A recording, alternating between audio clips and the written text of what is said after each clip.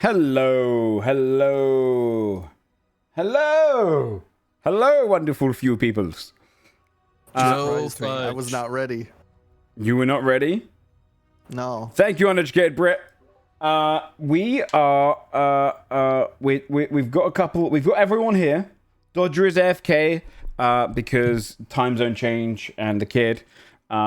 Bree is here, allergies. Tomato's here, dumplings. And then we got these two boys to the side. The tragic dumplings. Fat boy. Sometimes you got a fight to have, and you don't want to do it on camera. Dude, okay? I think that we deserve to see you eat dumplings. Okay. Pervert. Dude, I don't know. Can I at least see a dumpling? I just want to see a dumpling. I do want to see what the dumplings look like at least. You don't have to eat it, please. Taco Bell was closed, dude. I'm what's hurting. in them? He's hounding for something. It's a 7-flavor peanut sauce wontons, actually.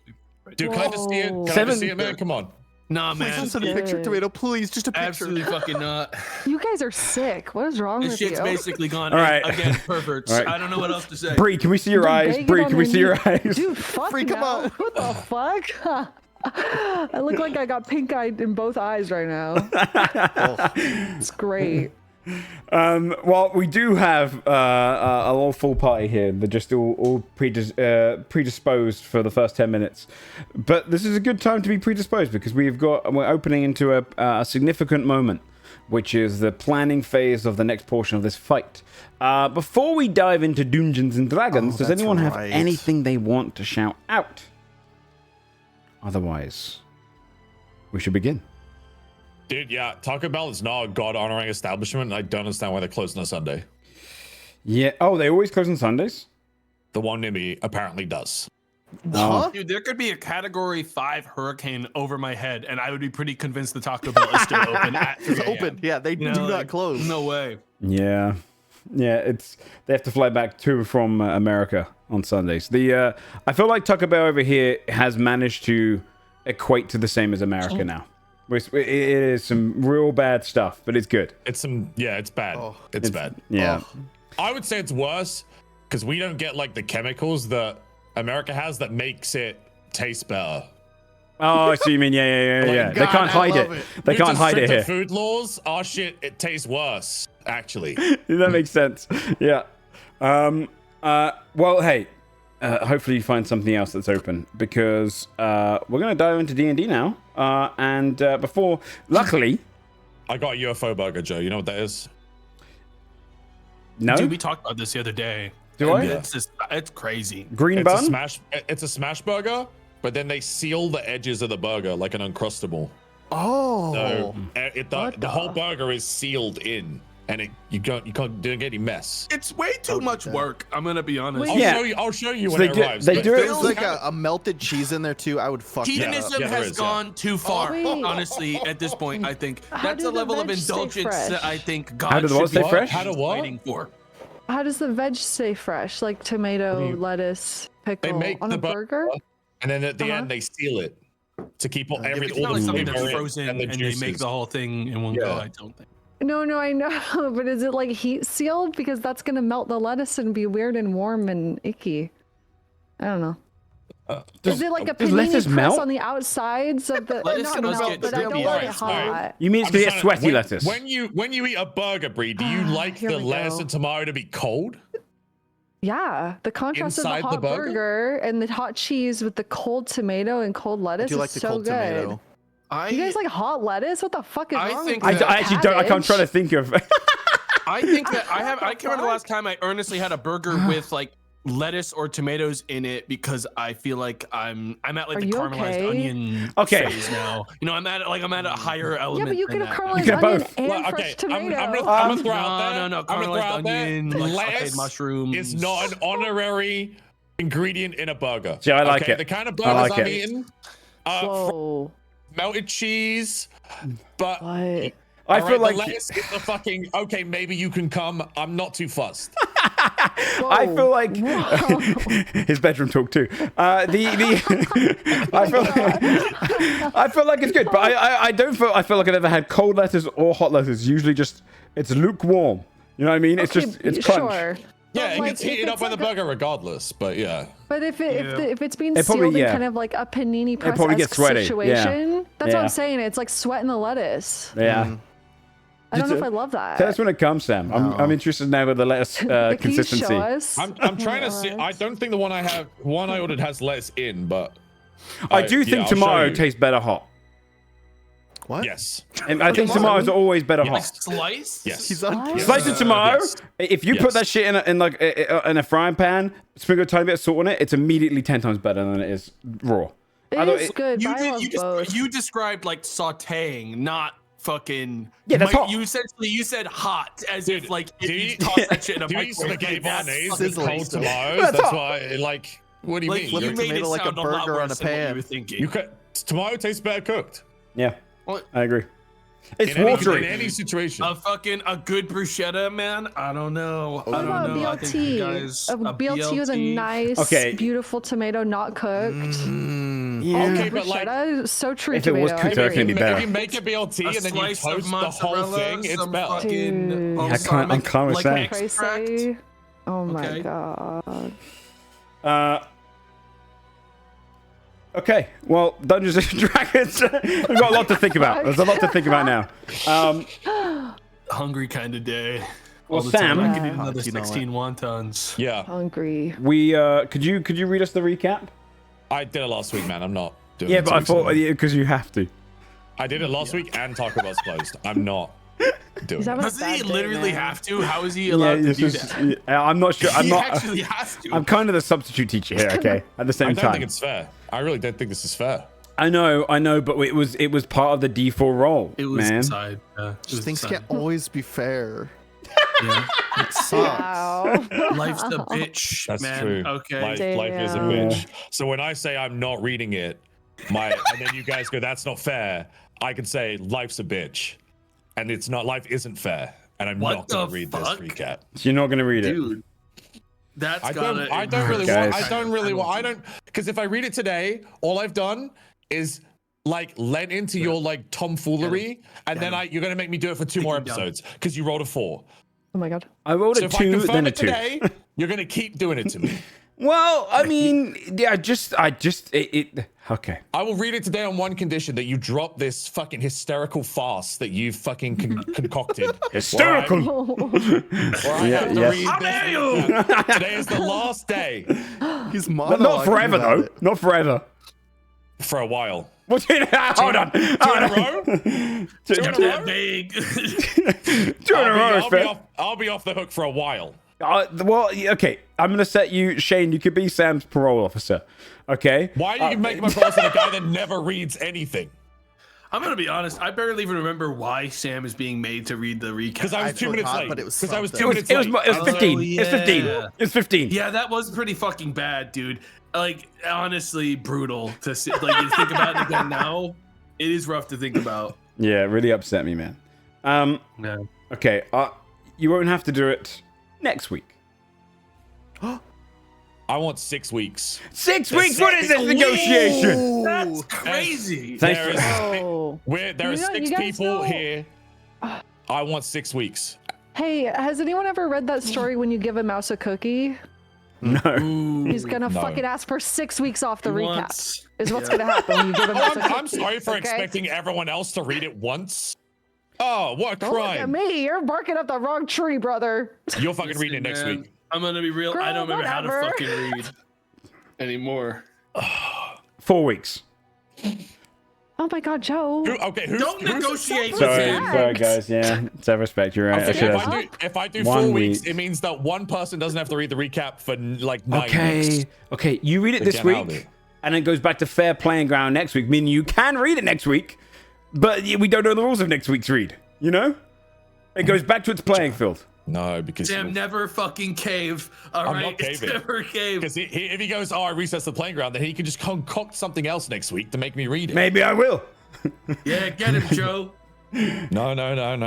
I want 6 weeks. Why are you negotiating? You. This was I'll read part of it- the I'll read it default. this week. Yeah, I'll read it fucking this tell week. him how it is. We need Joe blood. and Show us Sam. blood. Kill Fight him. to the death.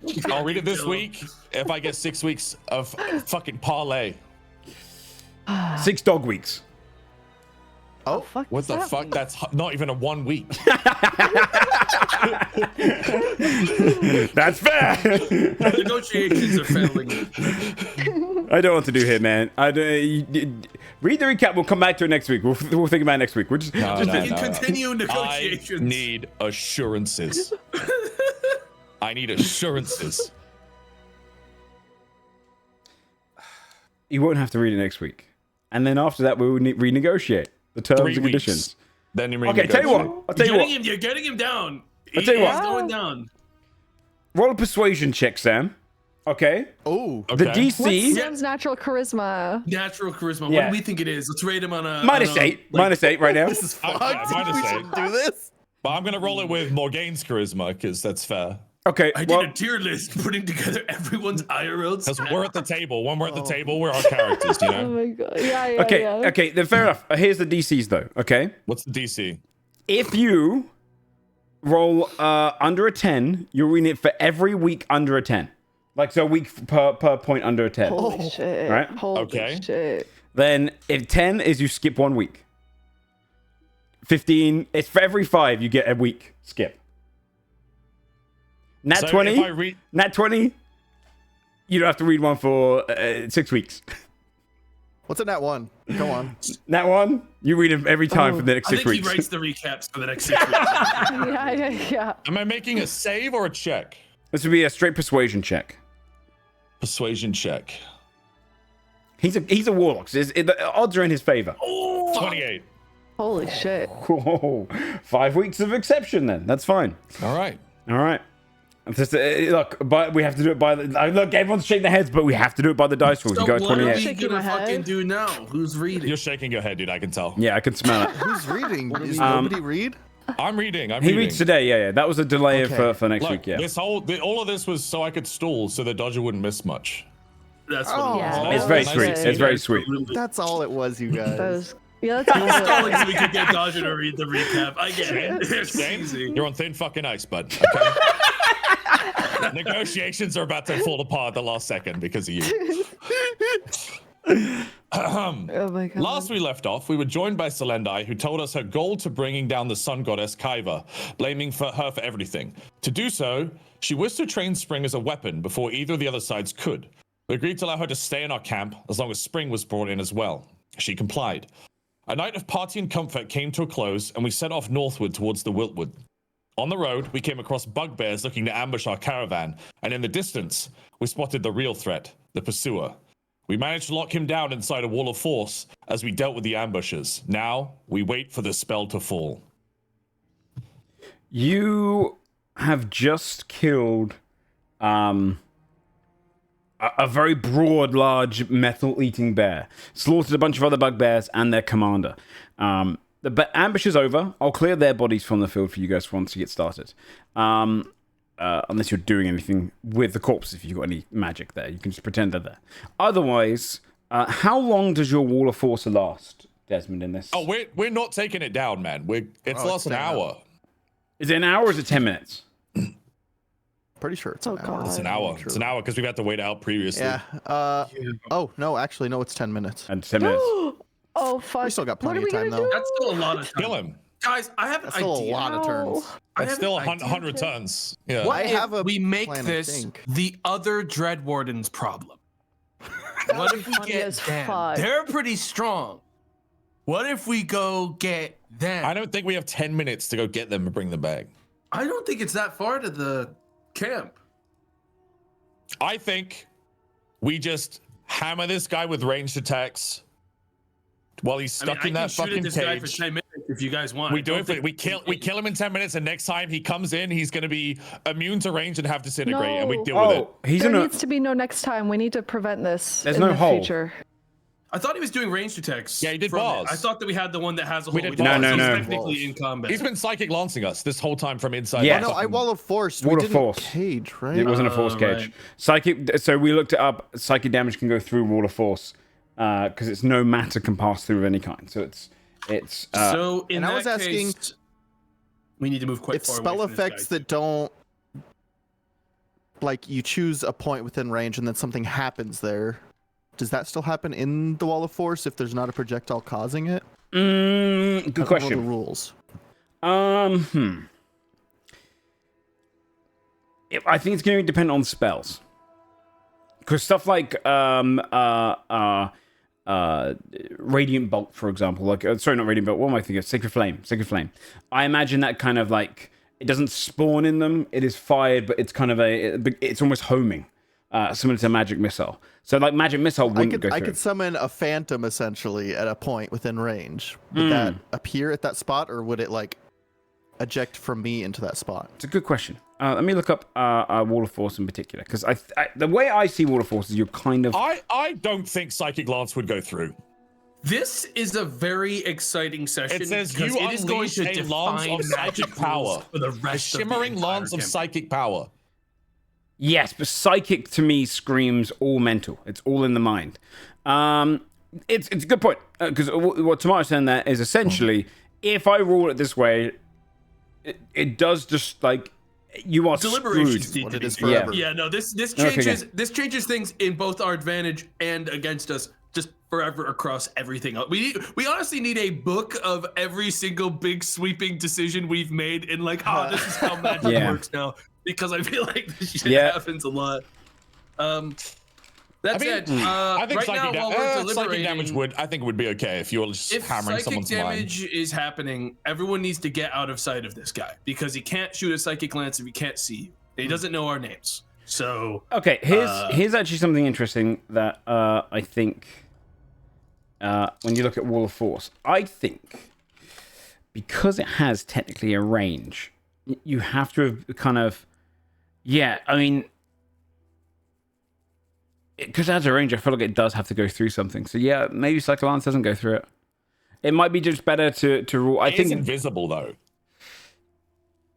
What it is, sorry. The wall, but also psychic. I guess Psychic Lance. You're right though. It is psychic. It's brainwave. I guess we're trying to consider whether or not we want to be blanket accepting that psychic doesn't have a physical presence in reality. Yeah, I feel like it should. No, would you say that someone can cast Tashes from inside that box? I guess the thing for me is Psychic Lance describes it is shimmering. Because that's it is psychic a too, right? Essence. Okay, this is how we rule it. Nothing passes through. Because the physical part of it, I think, creates a very awkward element. And I think the idea for me is that magic is a presence of force. There is magic, even if you're wielding magic in a subtle manner, you're still manifesting something that has to go through something. So I think that this Wall of Force stops everything, except for its disintegrate, etc., which is kind of almost matches its rhythm. I think that's probably the best way to rule it, because... That makes sense. Otherwise... Everything I'm looking up says it's light and sound-based spells are purely up to the DM's ruling. Yeah. That's basically what everyone's saying. I kind of like the idea that magic doesn't even pass through it. It's locking off its own kind of area. Yes. I mean, it's also more consistent in just like, I don't know. It makes more sense to begin with. The fact it also blocks the ethereal plane means it's pretty magic resistant, I feel. Yes. Yeah. I think the word physically has made that one awkward. But I think it's probably better if we just rule it out. You can't use magic in and out unless you're breaking it in some manner. The consequences of this decision will reverberate throughout the rest of dimensions. Yeah, it would. This changes time, because otherwise, near enough any creature of this size could be defeated if it's non-magical for a very simple means. So it's for a 5th level spell, it'd be too crazy. So I think this is essentially a lockdown spell, and it's good for us, punishing bad creatures, for us because it means we can't cheese stuff. It means we can't cheese stuff. Because if we get hit by this right now, someone's taking Psychic Lance next fucking chance. And we're microwaving creatures again. This guy gets disintegrate next time we see him anyway, because we've already done it to him. So it's whatever. There's not a it won't work again. That this box is working again. I don't want to see this guy again. We need to figure out a permanent solution. I don't have anything. Could we ask Abigail or Selendai for help? Can't. We have 10 minutes. Yeah. It's just tricky. How far is it to the camp, Joe, from here? Good question. I assumed it's in sight. It's in sight, so it's not. You could get back here and there and back again in 10 minutes for sure. Okay. Yeah, that would work fine. Do you think he's from another plane? What if we banish him? That's why I was thinking. Or would he adapt to that and learn to plane shift? This is the problem. I mean, maybe next time, but like for now, we would probably get rid of it. Here's the problem. If we use every tool we have, if banishment is like, maybe that's an option next time, and we use it now, that's one less thing we have next time, until finally we genuinely have no fucking choice. I think we kill him this time. Next time we maybe try banishment, see what happens. By some means. I think next time, guys. We need to make sure next time doesn't happen. I think it's more important to focus on right now, because we'll be stronger next time and we'll have other options. But right now, this guy has a thorn skill. That means we can't even fucking hit him. Yeah, that's what's rough. The thorns is bad. With melee, I reckon we have honestly only 2 options for like extra help if we think we need more damage, and more specifically more creatures that can hit this thing, since most of us don't have ranged options. And it is either we get Selendai, very risky because she's on the list of the Wardens, exactly, or we get the Wardens, who would likely be more willing to help suppress this horrible creature that is attempting to attack the camp and therefore them. The Wardens, I think our order is we get the Wardens, or because I already have the Hex on him that gives him a disadvantage to charisma saves, I can banish. Yeah, the only issue is he's set up to be banished. He's set up. We just aren't sure if it's actually from this plane or not. And without knowing that for certain, I'm not sure I want to burn the banish if that's like one of the really good options we might have for next time, because force shit isn't going to work next time. If we get the Wardens involved, how do we explain this situation? We say a fucking creature is attacking the camp. Yeah. I don't know. And also simultaneously, at the end of the day, our plan is kind of to dip from these guys and completely circumvent their entire plan and kind of half betray them to begin with. So honestly, if they start disliking us a little bit sooner, it might not be the worst thing, because they're not gonna like kill us. They're just. The other thing I'm thinking about is, depending on how the Wardens fight, he would adapt to them and not us. Exactly. Potentially. Which is good for us. I just think the Wardens is best because those guys have such a fucking hard-on for killing any crazy, weird monster shit. They might be like, excellent, more shit to kill, very good. Doomslayers roll out, and they'll just get it fast for us. Or they want die, and that's they want to print themselves for this. Or they'll tell us that they're not helping. But if aren't they not? We could always just run from this guy back to the Wardens. Make it their problem. They're not technically directly next to our camp. But that's real sabotage. That's actual crime. Imagine he takes them all out. I feel like he will very easily. Scary. This was Death from Death's Vault. Is that right? I'm trying to remember. My memories. Yes. Was. Well, no. So you learned technically it was technically Strife's fault. Yes. Okay. Yeah. I don't know if we're gonna get in touch with Strife ever. I don't know how we could prevent this from happening in the future. I'm like trying to think of that bigger picture. Yeah. I think the best we can do for the future is make it like 5 months from now us IRL's problem, and that's basically a totally different person not a bad than idea. me. So I think I'm fine with that right now. Yeah. Okay. Do you want me to ask the Dread Wardens or banish? Great idea. Okay. Yes. Do you guys think Vanderval still has the glue? the glue that glues something forever. Oh shit. Most certainly. What was the rules of the glue? Oh my god. Are you implying that we glue this guy to the ground and just leave? If we glue this guy to the ground, he's gonna cut his own become like an attraction and start crawling after us. Is the problem? He'll probably just tear the ground off the he will. We need to find walk around with big dirt shoes. We need to glue him to an immovable rod. Can we minor wish for an immovable rod? I feel like the best we could do with this is hold on, wait, guys. Yeah, technically, it's someone minor wish for the glue and someone minor wish for the immovable the glue's rod. legendary. The glue is legendary. You wouldn't be able to do that one. Shit. But We'll need that. Vanderbilt would rod, maybe give us an IOU for the fucking glue. But I think the issue with the glue is that we need it's got a wind up of drying, and that part we could minor wish for it to dry faster. I mean, I wish the glue would dry immediately on contact with anything. I think it would be better if we killed him and then glued the corpse to the floor. Ooh. So it could just set, and then he would actually be stuck. Like if we glued his back and his arms and his legs to the floor, he wouldn't be able to get up. Kill him, put his body in a bag of holding, glue it shut. Ooh. Oh my god. Okay.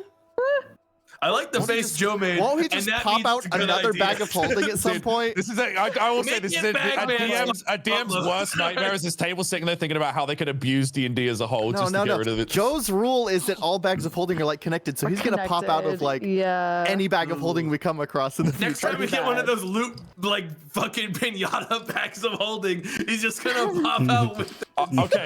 Now the only problem I foresee with this is we glue him. And then next time we see him, he has glue and he glues us. Oh, fuck. That's terrifying. We didn't think about that. I don't think you do that because he adapts to what we do to him. Having glue doesn't adapt to him being glued. But if we glue him, we did something to him. He's going to glue us back. He adapts to not being glued. He would adapt by having the solvent that melts the glue in the future. You're going to wake up and your hand is going to be glued here. And you'll be like, what the fuck? So we can assume that if we glue him somewhere and he freaks the fuck out about it, we're going to see him later because will it become no longer glueable. Yeah. So it doesn't. It's not a permanent solution. He might have permanent freedom of movement or whatever, where he can't be can't be glued, restrained at all. I think all these plans are really solid, but I think this time we need to fucking kill this guy so dead. How about we just hit him till he dies? Dodger, the current ideas the group has had: 1, we ask the Dread Wardens for help. 2, we ask Vanderwall for the legendary glue, and we try and glue this guy to the floor somehow or to a immovable rod. Or 3, we banish, but with I think we want to save the banish for next time, potentially, possibly. Because we don't want him to learn banish. Yeah, we're worried that he's gonna get so much worse next time if there is a next time, and if we banish him, he can banish us. Yeah, right. Banish is just such a big break we'd have to heal and shit. He's already getting disintegrate because we put him in a box. Yeah. So someone's dust next time we fight this guy. Yeah. So bad. To fucking ash. Sorry. We gotta pick up the pace on saving the world, guys. Okay. Yeah. I think just flat out the Dread Warden plan is the most sound in the sense that we want this thing dead right now. Those guys will more than likely help because of the nature of this creature. I'm just waiting for I go get them. They show up. They cast some obscene 8th level spell on the fucking enemy, and we just go, oh no, oh fuck, oh no, fuck. But that's 2 months from now, us problem. I can't concern myself with a version of me I don't even know yet. All right, that's they're gone. I could be a real asshole in the future. That could be. I want to kill that guy. Okay. Yeah. We also ruled that no spells go through the force wall anymore because yeah, so we can't do anything through the force wall. We can't do anything, and that's a blanket rule forever in D&D going forward. And so we can't cheese it, but also so that he can't cheese us out of the box. Psychic lance for the next 15 minutes while we run around and do shit. Just have a stare down. Okay. Fuck it. We have 10 minutes. Morgane will turn to Carlisle. We could enlist the aid of the Wardens. I mean, if you think they're going to actually help. Well, look, this thing looks bad enough that I assume they will. Yes, it's up there, close enough. We should get our story straight, though, because they're going to ask what this is. Oh, God. I mean, can't we just say we don't know that it attacked us? I'm not going to be able to get away with that. So if one of you wants to be the one don't say anything. that says they're talking, that's fine. fine. Morgane. We could just say it was a part of this what it is. this ambush. I mean, I'll say I do know what it is, and make it, dangerous enough they'd want to imprison it. Well, what if one of them does know what it is, though? I didn't think about that. Then they should know how dangerous it can be. It's a win-win. Is there a way of knowing about this thing without being pursued by it? I don't know. There's also the argument that we have been led to believe it's one thing if we were to be called up on it. Yeah. Wait, group, if we get them to help, yes, group, isn't there a chance it just seeks them out instead of us next time? Awesome. I don't think so, because it was the people who went in the vault, right? Yeah, it's the fact that we went in the vault. What if we told them, we found it in this area? You should explore there. So we pencil it in. We want to pop in here. Got a weird cave. We were trying to rest. There's a crazy cave. You might what if we task a random guy with a quest to go there? And we just pay him a bunch of money, give him a map. Oh my god. we pass. We should do that. We'll just it follows it, I guess. We make a teleportation circle in the vault. Okay. Yeah. Anytime we really want someone fucking out of our way, teleport them to the vault. Oh my god. And make that guy their problem. Oh my god. I think we're looking at this too short term, everyone. I think we gotta. Guys, we can use the vaults to our advantage. Yeah, exactly. If the Wardens found out we had been in a vault, what's the worst thing that could happen? Or I'm like trying to think about that. I don't know, based on the fact that Morgaine was never taught anything about vaults as a Dread. Yeah, I mean, so I didn't even know if there's something on their radar. Yeah, exactly. Yeah. If anyone knew about it, I would think they might, but I'm I assuming don't the know. higher ups know there is a vault under the Dread Vault. Yeah. Right. But the best case, as far as you know, you went into a crazy cave and a guy started following you. Yeah. Well, I mean, we followed someone. We followed someone on the list there. Anyway, literally true. Oh, so there you go. That's not even. It's not a bad point. I think that's what you lead with. We could go with that angle. Yeah, I think we go beg for help. Tell him, please save us. Don't use any really scary spells, though. That'd be so bad. Oh, God. Okay. Yeah. I mean, yeah. Let's head. I need to get Should we be honest about what we know he could do about adapting to the things we do so they don't do things like that? Probably. Right? Yeah, probably give him a rundown or something on their back. Yeah. Carlisle will tell him we swore we've killed it once and it came back, resisting all the things we tried before. Yeah. I think it's fastest for Carlisle to take Morgaine that distance and cut some time off since I can fly and dash. Yeah. As an emergency, just in case they're not back in time, I want to sit here and just ready every turn where if it drops, I will do my second one with my last 5 charges. Okay. That makes sense. Nice. Okay. Okay. So who's heading back there? Just Morgaine. I will head back with Morgaine. Carry them, get them there quickly. Okay. Wait politely outside, not engaging with Dread Wardens. That makes sense. That makes sense. Okay, you would fly back towards the campsite, and there come across their kind of little own sect. They're kind of paused. The whole camp itself is paused. You see the guards stood outside the tent of Judicator Vindala. You see various enforcers kind of stood up and like kind of inquiring.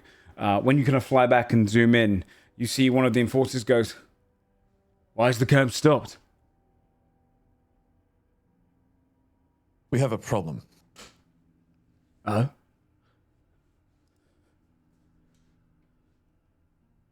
Might I speak with the justiciar? They kind of nod towards the tent. You can see the guards kind of as you wander over towards it, bring up the tent, and you see her stood behind her. She's got kind of this long reddish hair. I think I gave it dark hair last time. It's reddish hair because she's got the same hair as her cousin. It's tied up at the back, and you can see that she's kind of looming over this kind of small map of the area, and she looks up and she goes, Sir Morgaine, good to see you again. Yes, I wish it was in better circumstances, but I may require your aid. My aid? Yes. How so? While we were pursuing someone on the list, we found our way into a vault. of some description, and have been pursued by a creature since. A creature which now threatens the camp. And you have not killed this creature? It is of a considerable power. I have killed the creature, but it seems to have come back. Stronger than before. Yes. What do you need my help for? You've done it once before. I do not think I can do it again alone. Or a persuasion This thing check. cannot be killed. It must be contained. She looks down to her axe and looks back to you. Roll a persuasion check. Okay. Let's go, Morgan. Oh shit, hang on. Everything's broken. What'd I roll? 12? Not good. I'll re-roll it. 28. That's better. Ooh. Raise the head. Very well. How many do you need of my people? Or do you need my help? I will train to your people. The enforcers are well enough. They're not knights, but I picked out that lot because they're decent fighters. You think they will be sufficient? Do you? No. Very well, Sir Morgaine. I want to see what you do in battle. She walks over and grabs her axe. You see her kind of pull this kind of like almost like the center pull of it. And you can see it extends outwards and the blade goes kind of draws up. And she just kind of holds it over her shoulder and goes, I'll bring some of my enforcers. Lead us to this creature. And she walks straight outside the camp. A few minutes goes by. She gathers up 3 other enforcers. She's going to bring along herself and 3 enforcers with her. Okay. Which way? Honestly, if they die, it's like a net positive for us, right? So, Yeah, no, it's so good. yeah. Well, Morgan will just follow Carlo back to the... Yeah, an uncomfortable, tense walk back. More of a jog. Yeah. More of a jog, yeah. You would all arrive back, and feel free to reposition yourselves on the map when we kind of push back to it. How long would this take, roughly? I would say, if you're going at a pretty steady pace, and it's within sight the camp, you guys are kind of like a little bit in front of it. I mean, it's probably a good... You've probably got about 2 minutes left by the time you get back, if everyone's running. Okay. Things move pretty fast here, so it's... I'm assuming they're not in as much of a hurry as we are. They'd probably... I think if you are moving fairly fast, they would keep up the pace. Like, they're pretty diligent in that. Though they are wearing plate. So you can see that they gather together, and they would join the forces of you guys. I will false life myself while we're heading back. I think on the way, maybe Carla and Morgaine could have given them a bit of a brief on what this thing is currently doing to attack. Yeah. Okay. I was wondering if you're telling me about just how it seemed to like adapt to the way we'd slain it previously, and okay. We had most certainly killed it, and then Carlo could probably verify because he's a doctor that this thing was dead. Yeah. Okay. All right then. You would go back that way. We're gonna reroll initiative during this fight. And you'd bring them into the kind of area. The rest of you would see these 3 enforcers. They're not knights, but they are kind of in plate, and they are definitely, they kind of look like they know how to handle themselves. You see her as well as she kind of leads them in. I'll bring us over to the battle scene. 1 sec. Let me just bring up all these things. Their sheets are going to be a little botched because I didn't expect you guys to pull them together. So I'm just using some basic sheets and adding some paladin spells and whatnot of the vault to them. They will have access to a lot of Oath of the Watcher stuff. I think I've got all of the dudes here. So you would see as they kind of all come back. Everyone can move positions. Obviously, the guy himself is going to remain in this spot. Any spells that you have that only last a minute would have dropped by this point. So be sure to mark those off. So circle of power would technically have dropped. That's a minute, right? Circle of power, or is it 10 minutes? It would drop regardless at the end of the 10 minutes anyway. So muted. Jesus Christ. It is 10 minutes. Okay, it would have dropped, yeah, because technically you cast that before his thing would end. So technically that would drop. You'd see as she comes into the area. She also has an aura. Her one will be one of. Ooh, the Watcher aura. Yes, she will have the Watcher That's a aura. pretty good one. So their initiative is going to be in a 10-foot radius around her. If you do start your turn within 10 feet of her, you will have... actually, hers will be 15 feet. She's a bit better than normal Watcher. 15 feet of her, you have initiative. You gain a bonus equal to her proficiency bonus. So it would be a +5 on top. Can I recast Circle of Power? Yes, you can. Before we think that this thing's going to drop. Yes, you can. Joe, I'm trapped on the tower. Oh, sorry. There you go. There you go. Walled me in. It's scary. I just wanted to move close enough to be in this circle. Yeah, that makes sense. You can see. Also, I think in approaching, Carlisle would make clear to the group that he's gonna ready an attack for when the cage goes down. I need a bit of space for the AoE of it, but I want to use like the big arrow shot for damage while we have something that doesn't have a million resistances. Okay. So Carlisle will be preparing a shot to do that for whenever the cage closes. Okay. I can also tell you these guys... no, these guys won't have it. Okay, yeah. Cool. That works. So you're preparing a shot for when it drops. Yes. Okay. If everyone would like to re-roll initiative, you can see the shield starts to come down. The creature's just stood there ready. Oh, boy. So 17 becomes a 22. 22. I'll update mine. Woof. Yeah, if you can update your own ones, just add 5 if you start within 5 feet of her. Within 15 feet of her. Which I believe only... she moved. I didn't realize. Oh, did she? Yeah. Oh, yeah. Sorry, yeah. I put here, yeah. So if you go here. That was here. You can add a +5 to that as well. I can do it for you. Desmond, you can do +5 there. I'll add it for you. Oh, no, you already did it? I already did. Okay, and then text outside of it. Okay, Morgan's outside of it as well. All right, and then I'll roll their initiatives as well. Sorry, I wasn't here. Did people done that prep share already? Sort of, yeah. I will say. Right now. Yeah, I'm actually. Do you know what? Let me just. Let me get them all on the board. The only thing about ready in actions is it is. You could do it. He'll ready his to dodge. He'll basically just be taking the dodge action between. It's not. I didn't want to prep an action. I wanted to like do something before. Yeah. Turn 1.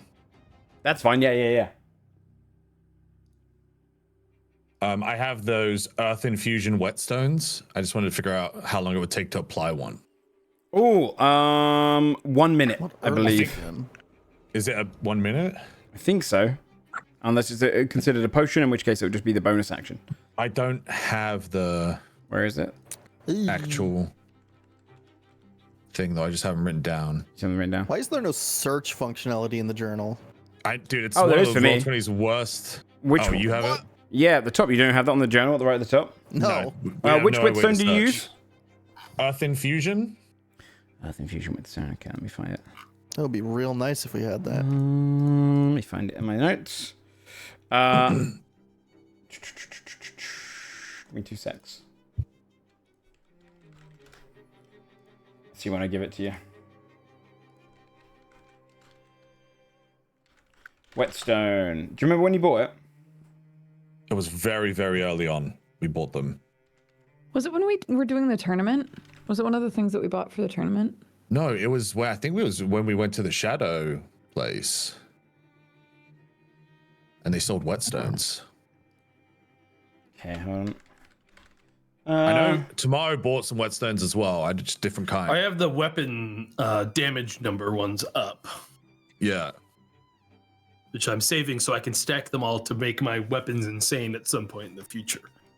Yeah, I'm just flicking through old episodes, see if I can find whetstone. Earth of Fusion, episode 81. It was not that long ago. Yeah, I was looking at all the early ones, but no, it was 20 episodes ago. The weapon will do an additional 1d10 bludgeoning damage. Whetstones are a bonus action to apply. They're essentially just scraping down it, and it infuses onto it and gets used up. I'll scrape a whetstone down the blade. Okay, 1d10 bludgeoning damage to all your attacks for the next minute. Okay. With everyone being added, now just the pursuer. He's technically going to have the dodge action up because he would have been taking it the entire time he was in there. But he is now on the turntable. All his legendary actions are up again. I believe everything's good to go. So if you do actually, you can prep your action because you'd be spending your previous turn doing so. So you'd be prepping your action, you'd be using up your reaction to do this, and obviously your action on your turn when it comes. But you can. Well, no, it wouldn't be your turn when it comes. It would go off. Okay, my turn, it'd be your turn. Yes. So technically, this has happened. Imagine this on turn 9. You'd spent your action readying to shoot as soon as the thing comes down. So you'd have your action when your turn comes around. Yeah, it's not like surprise. Okay. That means Desmond, the shield would come down on your turn. I believe, is it the beginning or the end? Because technically it's 10 minutes up until the point. So it'd be how early in your turn did you do it? I mean, it was the last thing I did. Last thing you did, okay. Because I placed it and then I couldn't do anything else after that. Okay. So I figure it would be the end of my turn. Yeah, I mean, if it was the first thing and the last thing, it would just happen at the start of your turn. We can just do all of that if you like. So it would technically just go down, just for the ease of it. So you can see she steps up and she says, so it hurts. We really should have healed up while we did this. Yeah, I did want to ask about that, but we were all doing prep stuff still, so I didn't really get the chance. But I was gonna do the I didn't have a chance to check if people had really low health or not, because I was gonna do the short rest in 1 minute thing. I was below half. Joe, can we run that? Because I was kind of waiting to sure that everyone was situated. Also, does your guy have any shit he recharges, Joe? Because he's probably just going to be sitting there. Yes, I'm going to say the chance of his shit coming back, because I would have rolled 100 times D6, the chance to get D6, all the shit's recharged, for sure. Okay, you administer healing, you expend 1 surgical dice and roll it twice. Each creature heals for that amount and gains the benefits of a short rest. And I can't do this again for another long rest. So I'm gonna roll 2d10. 11. 5 willing creatures, so that's all of you guys. Get the benefits of a short rest? Benefits of a short rest. Oh, hell yeah, that's all my spell slots. Thank you. Heal for 11 each, and then use your own hit die past that. 2. Oh, thank God. Oh my gosh. Nice. I'm going to be full up. Hell yeah. Very nice. Shockingly, that ability rarely comes up, but right here, pretty cool. Okay. 4. In that case, heal yourselves up, because you're going to see the moment where essentially you can see the wall of force shimmers for a moment. The pursuer just staring forward, waiting. Its arms kind of shifting and changing into its various weapons. You can see the Judicator steps forward. She goes, "This thing harms you if you hit it. What else is it weak against? What is it strong against?" It's weak against most magic right now. Strong against any conventional attacks. Piercing, slashing, bludgeoning. Good. Bring this thing down together. Surround it. We'll capture it and bring it back to the vault. Ooh, make it their problem to keep it forever. That's what I'm saying. Dude. And then we go visit the vault, and it's just waiting for us. It's gonna be sick. Could you imagine it just tears apart the vault and adapts enough where everything just gets freed from the vault? You guys think this thing is capturable? Hey, I don't. Watch, I don't. Also, Joe, worried. I'm not gonna bother doing the prepared action thing because I won't have sneak attack because he's dodging at the same time. Yeah. There are things far less capturable in the vault already. That's true. That's true. I'm so curious to see how this goes down. All right. Then the moment, Desmond, your turn starts, it goes down. Okay, and he's dodging right now, yeah? He's dodging. I'm gonna re-up my hunter's mark immediately. Although, no, do I? Because I did that last time, and I'm pretty sure he's adapted to it, so if I do that, it'll be bad, so maybe I don't. That looks so good, Morgan, Sam. how long does your, oh, did you pick it up? Fuck. No, I was showing us the mac and cheese, but let me show you the burger, dude. So good. Look how crazy this looks. I do want to see it. Look, it's sealed. Oh my god, whoa. It looks like a chicken burger. Yeah. That's crazy. It's awesome. It does. It looks like someone sat on it. I'm gonna be honest. Yeah, like that Subway sandwich the guy sat on. But like it keeps the heat inside, so it just stays hot. That is good. So the lettuce would be hot. There's our answer. It would be hot lettuce, Bree. Yeah. Yeah. Okay. That's so upsetting, Sam. Fuck. Can we talk about that for a minute here? Hold on. Also, Sam, did your hex? How long does your hex last? Is it 8 hours? Worn off. I don't know. I think hex is a long one. Hex was super long. If it's like Hunter's Mark, it's an hour, and if you upcast it, it's 8 hours. Up to 1 hour, yeah. But then it's still you always upcast, right? So upcast? Yeah. If it's upcasted to at least 5th, it lasts 24 hours. Yeah, yours is 24 hours. It would be 5th. So it's 24 hours. Yeah. And then he has disadvantage on charisma saves. Yeah, and checks. That's right. Mm-hmm. And checks. But, I don't think he's going to persuade you, but yes. Yeah. Okay, then the wall of force comes down. Desmond. Oh boy, I'm not going to Hunter's Mark because I don't know. He might Hunter's Mark me right back, and that'd not be good. So I'm just going to shoot him twice at disadvantage since he is dodging.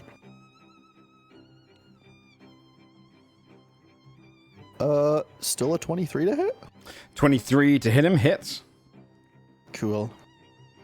He does have 10 HP still. Yeah. There's 11 piercing. Oh, I need Biscuit's page up. 11 piercing. He is resistant to that, so it's going to be doing 5 points of piercing. Yeah. Whatever. And now he is vexed, so I will have Biscuit take the other 2 shots at normal roll.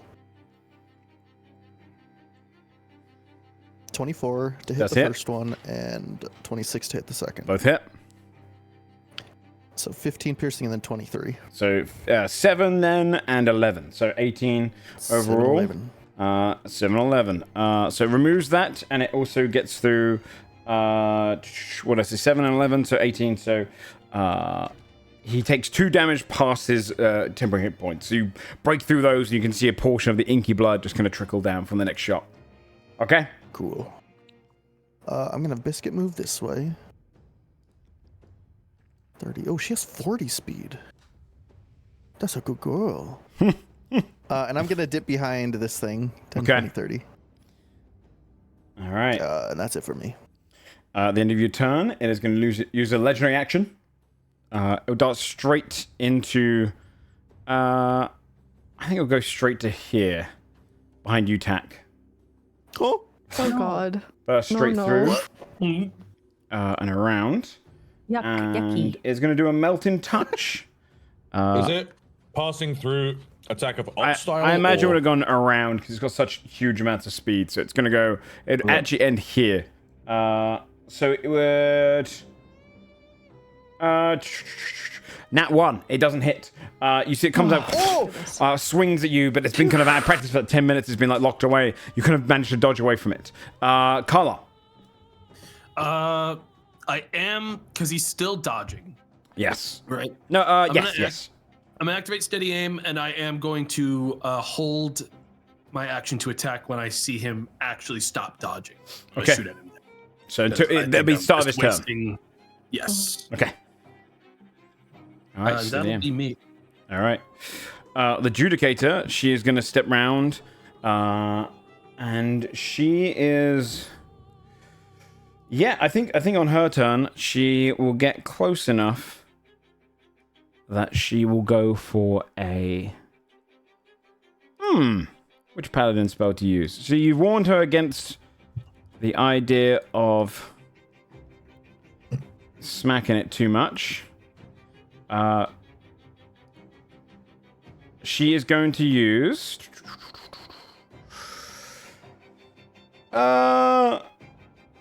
Yeah, she'll use her Holy Weapon spell, which is a bonus action to make her weapon imbue with even more holy power than it usually does. It emits out this bright light from her weapon, and she kind of raises her great axe up.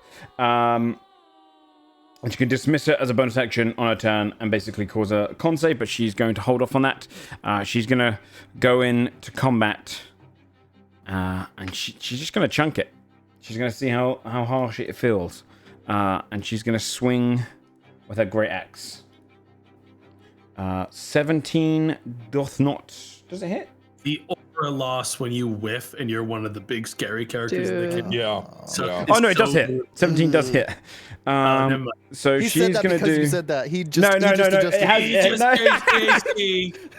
DM lowered his own AC. She would so he do. can keep aura. She would do 26 points of slashing, 21 points of radiant, plus the 5 points, so 26 points of radiant damage. Okay, yeah, they're back in. Reduce the slashing down to 13. All right. And then plus 26 radiant on top. She's going to take 2d4. She takes 8 points of piercing damage. As she takes that, she has to make a con save. Did that reflect damage and spike damage, did it reset when they exploded? did. I can't remember. Okay. Yes. So it's not Yeah, that yeah. bad. It's not infinite. Yeah, that's why they took so little there instead of 50 fucking damage for hitting it. I'm actually going to hide her rolls because I don't want you to know her stats elsewise. But we're friends with them, Joe. Like, we don't need to. Well, Come on. here's the Don't sad worry bit. about it. She slices into it, and one of the spikes goes straight through her arm. She gets distracted for a moment, drops her concentration. It already goes down. Aura lost. She loses some aura from that. She brings up her axe again and goes, fine. And then swings in again. Nat 1 clinks against the Vault 3 Nat 1s. Massive aura loss. Their diaper. She makes her third attack. It's over. 25 does hit. Spiked. Plus 11. And plus 16. Not a good day. Radiant damage. She would take the 3d4 piercing damage, 7 points of piercing damage. She gets hit by that. Pissing damage. No, not pissing damage. I did think it was what She he said. swings around, holding her axe in place. But that's the end of her turn. Morgan. Yeah, sorry, I'm just trying to look up improved hex. I'm trying to see if I can What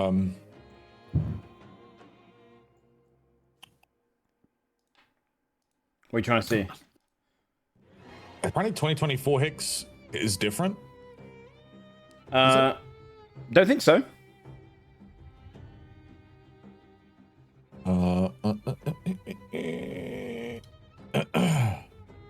Different how?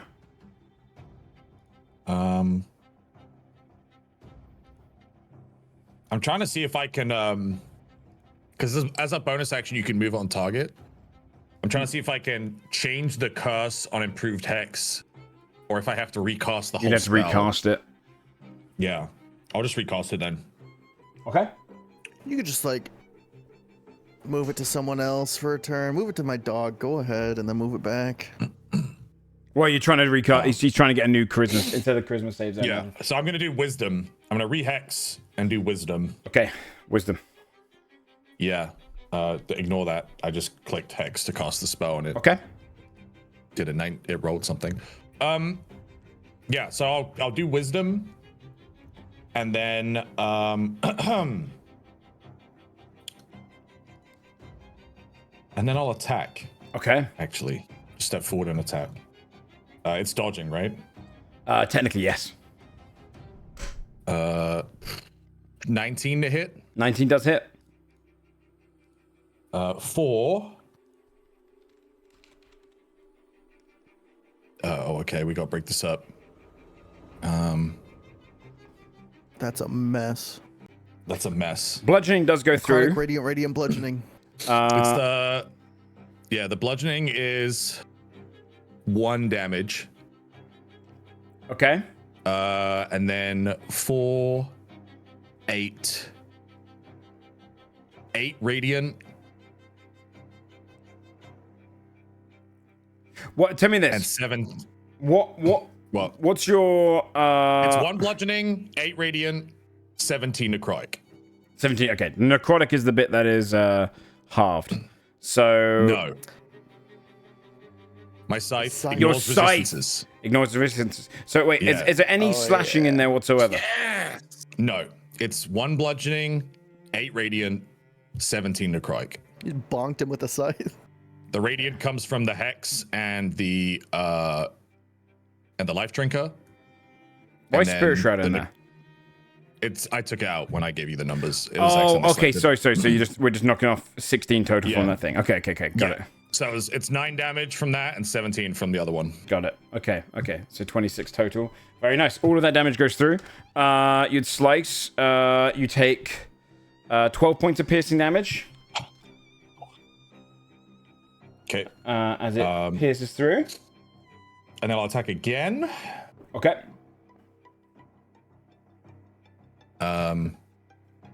That's a 23 to hit. 23 hits. For 1 necrotic, 7 bludgeoning, reduced to 3. Yeah. And I don't think you need necrotic. to half anything, by the way, because you're it's only resistant to the slashing, piercing, and necrotic of your damage. Oh, so it's not resistant to bludgeoning? Okay, no, cool. bludgeoning. You guys didn't do any bludgeoning damage last time, so that goes through. We don't really have any like bats 25 clubs. 25 points of damage. And you need an take angry mob to take It would this have thing been funny if we down. remembered this and just beat the 12 shit more. out of him with clubs next time. Yeah. 12 more Dude, points that's- of piercing. Thorns is going up every swing. I think I'll just not hit again, otherwise V's gonna get fucked up more. I'll hold my last attack then. I'm not gonna use it. Okay. I can choose not to swing, right? You can choose not to swing. Yeah, absolutely. How did we set off his thorns last time? Because I thought they only went up when we hit him. Yes. I think it goes up and then it shoots out after setting. He has like a period that it shoots out regardless of anything hitting it. Yeah, but after we don't know what the number threshold was, or at least we don't remember. Because he's at 5d4 now, and I don't know if it's 64 or something else where it goes. I think it was. I remember seeing 6 at least. Do you remember if it was on his turn as well, or after? No, it's just when he gets hit. Yeah, I don't know. Joe gave us like a heads up of like, yeah, it looks like he's shaking or some shit. But I think that was also because of a perception check. I think he was cold. He's just gonna blow up at some point. Is that the end of your turn, by the way?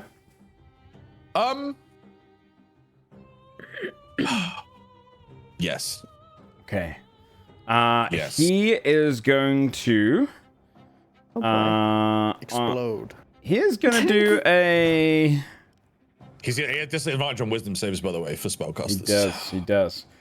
He's going to do his once per round molding rip towards you, Tech. Not the rip. Back off. Could you please make a dexterity saving throw, please? Yeah. A 12. A 12 is not sufficient.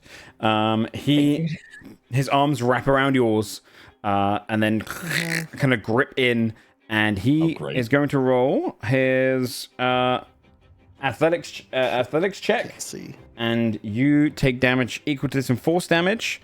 So you take 24 points of force damage as he tries to tear your arms off of the sockets. You feel your arms go pull sideways outwards. And you feel a tug on them, but that doesn't bring you to 0, so you're fine. Ow. Could you make a Constitution saving throw as his arms kind of pull away from yours as well? Oh, I've also got to do 2 of those. Give me a sec. Oh yeah, please, yeah. I'm good. You're good. I'm good. Please. No. Oh. Circle power drops with a 7. God damn it. As you feel like there's a moment Both where these saves would have been done an advantage because you're in circle of power. Isn't it magical effects? I think Is this magic? Yeah, I think. Is it only magical? Let me look at circle power. I think it's let me see. It's just against No the circle spell or powers, magical effect. Yeah. Yes. Would we describe him as a magical effect? No. It's so this is it's Constitution saving throw to maintain concentration. This is entirely your mind trying to hold concentration. All of the words, patterns, and whatnot are magic. No, I wouldn't say so. Magical. I'd say this is entirely just into your own thing. Desmond, give Tack a plus 13 already. What are you doing? I sadly moved at a place where I can't see Tack right now. I made a mistake. It's all Where the good. fuck are you? Ice wall is in my way. Wait, are you behind the this fucking ice- tower? Where is this? That makes it V's turn. I'm right here. It's not a paladin, That's right? crazy. She's a paladin. Yeah. Does she have an aura? She does, but hers was the initiative aura. dropped. That was when you first started. She gave everyone bonus to initiative. I see. If I do a ranged physical attack, does that still trigger the thorns? No. It won't hurt you, but it might grow. We don't know. Okay. We're gonna find out. He expelled Yeah. thorns from a ranged attack last time. Okay, so I should just do my normal. We did a ranged attack and he shot all his thorns all over the cube. I mean, Okay. hey, the more ranged you do, the better, because it means the less healing I have to do, which is Yeah, it overall won't hurt better you for the. back if you do arranged. Will it hurt the people that are in melee? It will hurt the people you him? love, yes, but it has to be done. Only when it There must be actually pops though. sacrifices made. Okay. I guess I'll. I mean, yeah, it does do a lot of damage on this. Okay. Do a bolt of blood at range. Okay. 23 23 hits. is 18 damage. 18 10 slashing, 8 necrotic. damage. I think Okay. he's resistant to both. He is resistant to both, so this would be 9 points of So damage. epic of him. The thorns doesn't Okay. go up. Oh, good. Okay. I will do my second attack as well at range. Okay. Can you reckless range? Yeah, you can. Okay, cool. But he is dodging, so it would be the first left one. Okay, that's fine. 18 So does 18. hit though. Oh, good. Yeah, Okay. he's got lower AC. That's also 18 damage. Okay, 18 But I damage. can Got a banana. confirm, no letters. No Oh, less. good. There you go. Okay. It's like a patty melt is what we would call that. I don't know. Yeah. It is. It's There's just Yeah. no. I mean, yeah. Is Yummy. the only thing that Pickles, onions, makes and it cheese. a burger is the Ooh. missing lettuce. No. Okay. That's like a McDouble from I McDonald's. thought that's what you were saying for a second. Was that, and the only No, reason it wasn't a no. burger now was because there was no lettuce. No and lettuce, that no can't burger. be the defining No. factor. I just That's a meant like melt now, I like baby. having vegetables on my burgers. That's all. I'm with you. Yeah. Yeah. Okay. And then for my could I use my clotted tendril and choose not to pull him towards me just to get some extra damage because it's a bonus action to use it? What's it say? Good question.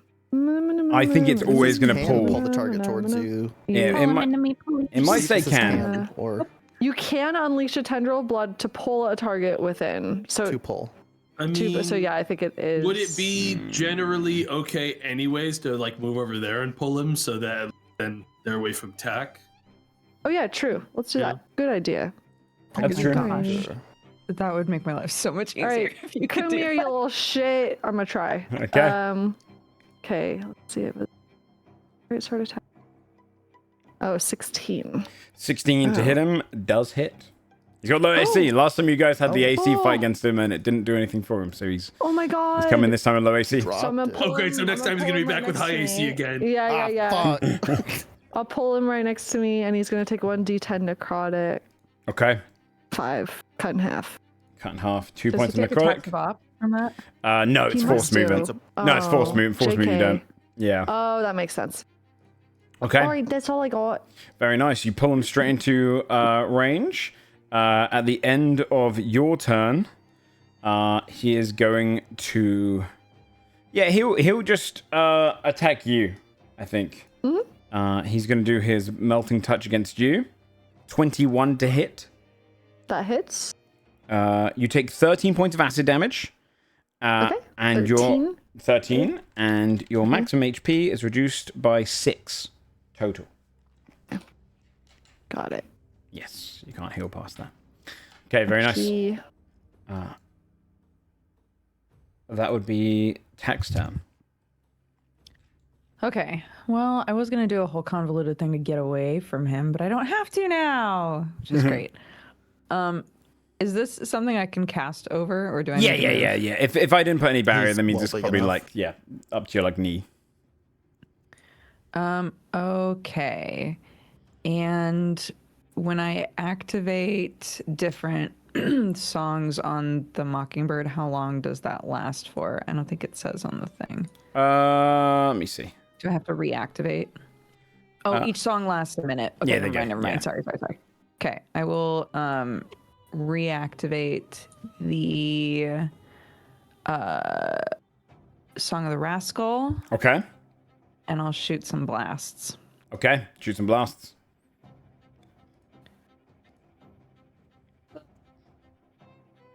For 22? You'd have disadvantage because he is dodging still, technically. Hasn't come down to his turn. Just roll again to see if disadvantage would have mattered. This fucking guy. Boop, boop, boop, boop, boop. Yeah, that's all we had really to do. 24. You're good. It's crazy on a legendary creature. Yeah, no, it's really strong for them. Yeah. 18 damage. 18 damage. Very nice. And then that all goes through. 13. 13 does not hit. Because he gave up his AC, yeah? No, it's higher than that. He just showed up naked. Come on. 15. Is his AC. So it's not much higher. But yes, you can blast him in the back. Okay. Ignore the 1. He takes 8 more damage. Okay, 8 more damage. You got it. Okay, just blast him in the back. See rippling effects and kind of ink just draining out of him. Okay. And I'm gonna move, I think. Good idea.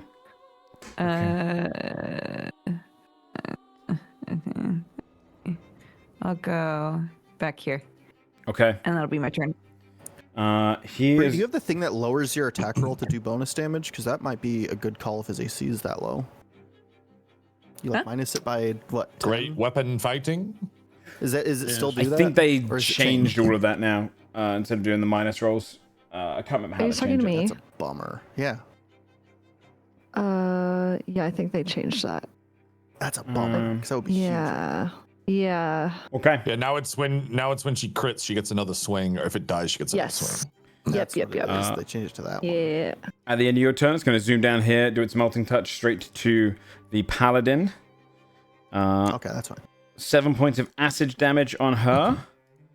As it strikes, hand burns into her, and then her maximum HP is reduced by 7. So I'll keep that there. Okay. Do I get attack of op from it moving away? You do, but it's a disadvantage. Okay. Dude, if you hit, you have Sentinel though. Big. Yeah. That's true. I can reverse whatever happened just then. 14. Just missed. Okay. Yeah, you swing and you see the kind of blur. Does it take graze damage? Good question. I think graze does. Yeah. Is graze on? Does it say on your turn on graze? Yeah, it might not. It might be. If your attack roll with this weapon misses. Yeah. So it would hit. 6 points of damage then. Woohoo. 6 points of damage. I don't think that triggers Sentinel, does it? That'd be crazy. No, I don't think so. No, I don't think Graze would. That would be really cool, but. Yeah. Yeah, you'd have to hit with the attack roll. This doesn't technically hit. Okay. 6 points of graze. Be going up with 3. Okay. That won't increase his thorns as well. Graze won't affect the thorns damage. Okay. The first paladin's going to step in. These are technically enforcers, more so than paladins. The Dreadwall Enforcer is going to step in, and he's going to use his great sword. 24. 14 points of slash and 6 points of radiant, so he's only going to do 10 points, and he's going to get himself hit by thorns. They have to learn. It's gonna be really funny if this guy just hits this dude twice and blows up and dies. Like in front of him. 15 points of thorns damage. He takes 15. He goes as he's gonna get spiked outwards, and he goes like he realizes. He goes, "What do we do, Vindicator?" And she's like, "Use your crossbows. If you can't handle it here, don't get near them." He's gonna take a step back, risking the attack opportunity, which is definitely gonna take. He turns around, gets cut in half. Dude, he's the red shirt of this group. 30 to hit. He's gonna make it. He's gonna take 17 points of acid, 12 points of slashing. So he's gonna take 29 points of damage total. Putting him in bloodied condition. He gets sliced. See portions of his armor like burn and melt away, and his skin underneath. He coughs out blood. Pulls back with his weapon shakily, and then he also loses 1d10 plus 5, 10 maximum HP as well. So he's more than bloodied now as he steps back, and then he'll shoot his crossbow as the second thing. He drops his sword and kind of like pulls up his crossbow and just fires it into them. 15 hits. Oh no, 12. It'd be disadvantage still. So he misses. Fires off into the snow nearby. Putting us to the pursuer's turn, who is going... I can finally attack. Yes, you get your attack. At normal, because I was steady aiming. Yeah. Sorry. 15, which 15 will hits. hit. That hits. Yeah. Excellent. For whatever this is halved, so 19, Just count, 29, 31. Oh, sorry. Roll again, because you would technically have your advantage, as technically you're waiting for his dodge action to end by his turn, so you would have advantage. Oh. Okay. There's a chance you crit. Okay. 25. So 19 plus 12. 31 Okay. and half of that is also going to go to Tack in healing. Nice. So Very nice. you'll heal for 16. Very nice indeed. Okay. And then the moment that goes off, remember you can't leave his aura either. Everyone's done an attack roll here. This is fine. When his turn comes around, you can see his body vibrates for a moment. He lets out that deep... You feel the kind of ground rumble as this kind of feeling of war and strife overwhelms the area. Can everyone within 60 feet who can hear him please make a charisma saving throw? Can I choose not to listen? No. Can I simply ignore the mechanic? Can I simply ignore it? Someone's ignoring him because 20 he's a on chud. charisma is shocking for me, honestly. Yeah, that's huge. 19. 27. Oh, very good rolls. I do not hear. 16. Remember to roll for Biscuit as well. I'll roll for them as well. Then you got to roll for the soldiers. Yeah. 15. Oh, poor girl. Oh. The Vindicator is going to fail. Classic Biscuit moment. Biscuit's not in the aura, though. Tomato Would it apply? It's just within 60 feet. It's just I get stressed out whenever it's like make Biscuit roll as well, because if something bad happens and Biscuit is engaging in now attacking us, they're now the worst creature on the fucking board. Also, Joe can basically relinquish fault if Shayne rolls badly on the dog and it dies. Instead of him killing Let me the see dog. here. So, Nope. Tack's going to fail. V is going to succeed, because it'll be the left roll. Can't believe Yep. Carlisle succeeds. Morgaine Mornick succeeds. Desmond fails. Biscuit fails. Okay. And then... I wanna hear it. My turn's coming right up, so I'll just flash a genius. okay. I'll get it right back. Okay. A bit. Yep. So you You do want to flash a succeed. genius tack too, Failing or my can you bread only and do butter one? I roll. cannot see Crazy. tack. Yeah, he's behind a That's tower true. and has been. this Oh whole yeah, time. he's a coward. I see. So Tack will fail, so would the Vindicator, and so would this knight here. And then Biscuit as well. So there's going to be 4 people failing. When this happens, you can see the kind of rippling effect go across all of them. Every person who failed has to use their reaction to move to their closest ally and attack them. The creature must use their primary weapon or cantrip, the DM decides. So, He also had a bad follow-up depending on how many people failed. I remember this. yes. Yeah. The Vindicator is going to step straight towards you, Morgaine, and swing their great axe. But only a 13. Bringing more people was a bad idea. This guy's going to... he's the closest one here. He's going to step over to his own person here, like, grab his blade off the ground, swing his great sword down. Only 11, though. Misses as well, so that's fine. Biscuit, the closest ally to you... I have to parry the Vindicator. Like, Yeah. whoa! Biscuit, you're going to be firing your crossbow as you're standing I'm towards sorry, V. I hate this dog. No, I'm just kidding. This fucking dog has been up to no good the whole time. That hits. 25 does hit. For 22 piercing. 22 piercing. What the What does the dog do here? Cut in half, though, right? Cut in half because you're raging. You're raging. Okay. Oh, how long does your big form last? All day, I think. How long do you stay big? I don't know how long it was, but she has 2 charges of it. Let me see. Until the nope.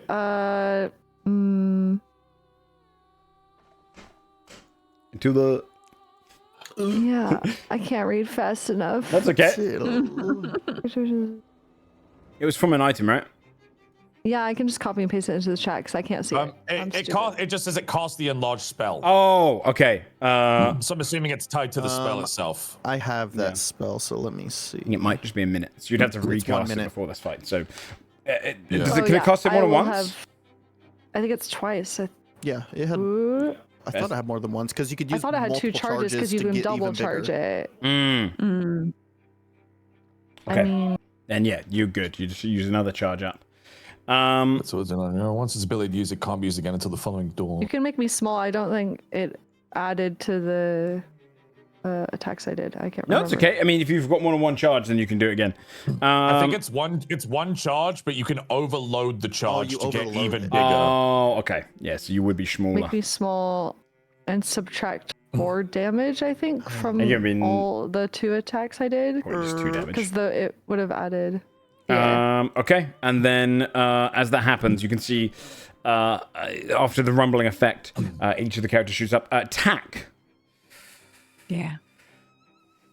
Am I doing a cantrip or am I? Yeah. In my back. Yeah. Your back. It would be Eldritch Blast. The thing about Eldritch Blast, it does shoot 3 bolts. So it's going to be 3 bolts. The whole Monty. Okay. Yeah, because it technically is part of the same spell. 21. Yeah, it's 21 hit. 21 meets my AC, but yeah, it hits me. 3 points. Oh no. That's your thing. You could deflect it back at It's gonna happen.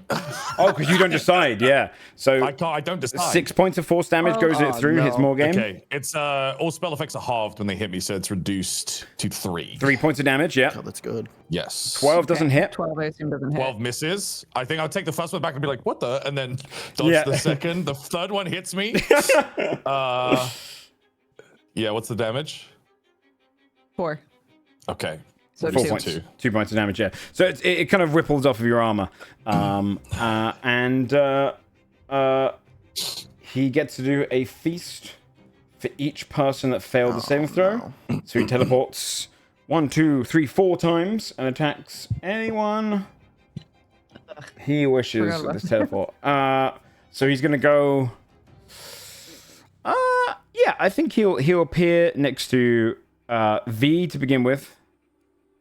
And swing a Vulture's Feast at you. It's a nat 20. Oh my god. Oh, okay. This is 60 points of force damage as he strikes into your back. Just, you feel the vibrations ripple across it. And then he's going to teleport.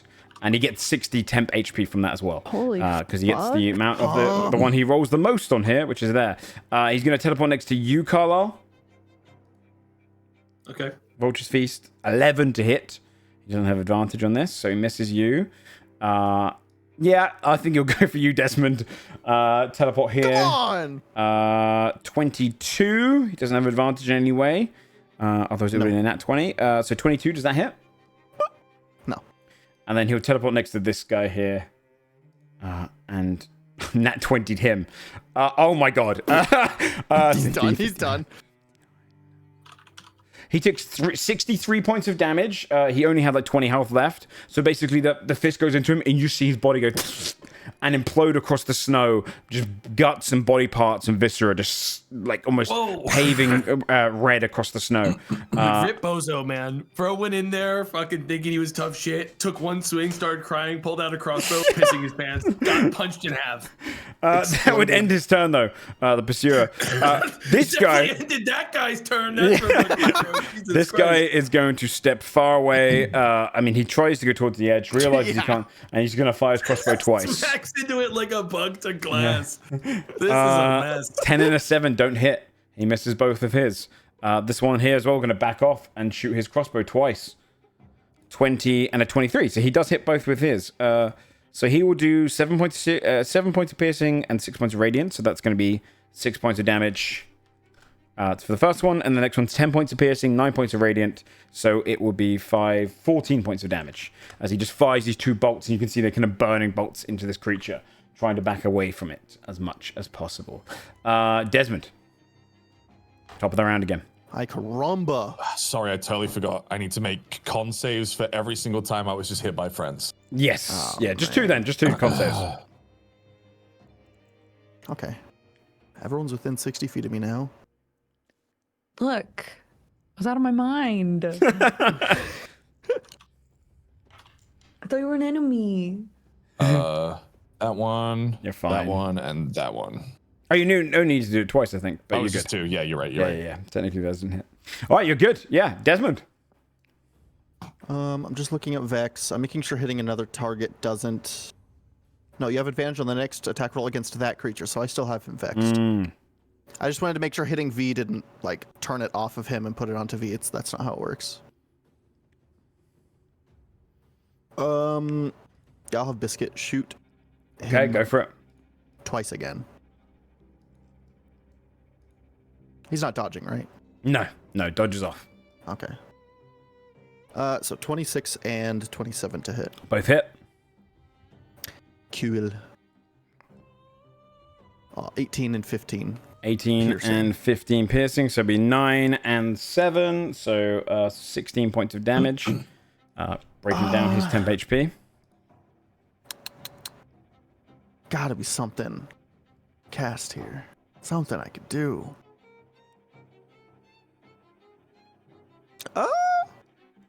Who would benefit from this the most? I'm gonna give... Oh, I have to be within 30 feet. Fuck. Okay, well, I guess it's gonna be on V. I'm gonna cast Haste on V. Okay. Ooh, thank you. Hell yeah. So you have all those. +2 AC, Hell extra yeah. attack action. Okay. Or not attack action, extra attack. And this was... Yeah, I have to stay here. I didn't want to move. I'm having Biscuit move back, though, even more. Okay. I don't think she's getting 60 feet away is hard, man. Okay. And that's it for me. He is going to use his legendary action to go towards you because haste was cast last time. He knows what it is, and he's going to attack you primarily. Just don't nat 20, man. 25 to hit. I used my reaction to lower that by a D10 because it goes into melee with someone else. Only drops at 3. Is that enough to push it? It already didn't hit me. All right, then you get to take a reaction attack against it. I don't want to use my reaction, though. I don't want to use my reaction to attack. Hey, man. It's your choice. My reactions are so valuable. Hey, man. Hey, man. Whatever you want. I just didn't want you to get hit. I don't want to do more fucking healing. Well, it's your turn now, Carlisle. All right, sick. Can you ask the Dread Wardens if this is like a Pokemon battle where it's gonna get low enough and then they're gonna capture it? Like, what are we waiting? Like, capture it I don't know. now. Half the Dread Wardens missed their attacks. One of them got ripped in half after doing everything wrong. The other one bumped into a wall. There's only one Dread Warden here, and she just tried to behead me. So we're not really like relying on that. Bruh. I have to use my action to attack. Okay. So I'm gonna do that first. I am going to attack the guy at advantage because I have Vex on my bow. 16. 16 does hit. For 23, 31, cut in half, so another 16. Half of that is going to go to V again. Okay. So V, you'll get 16 healing.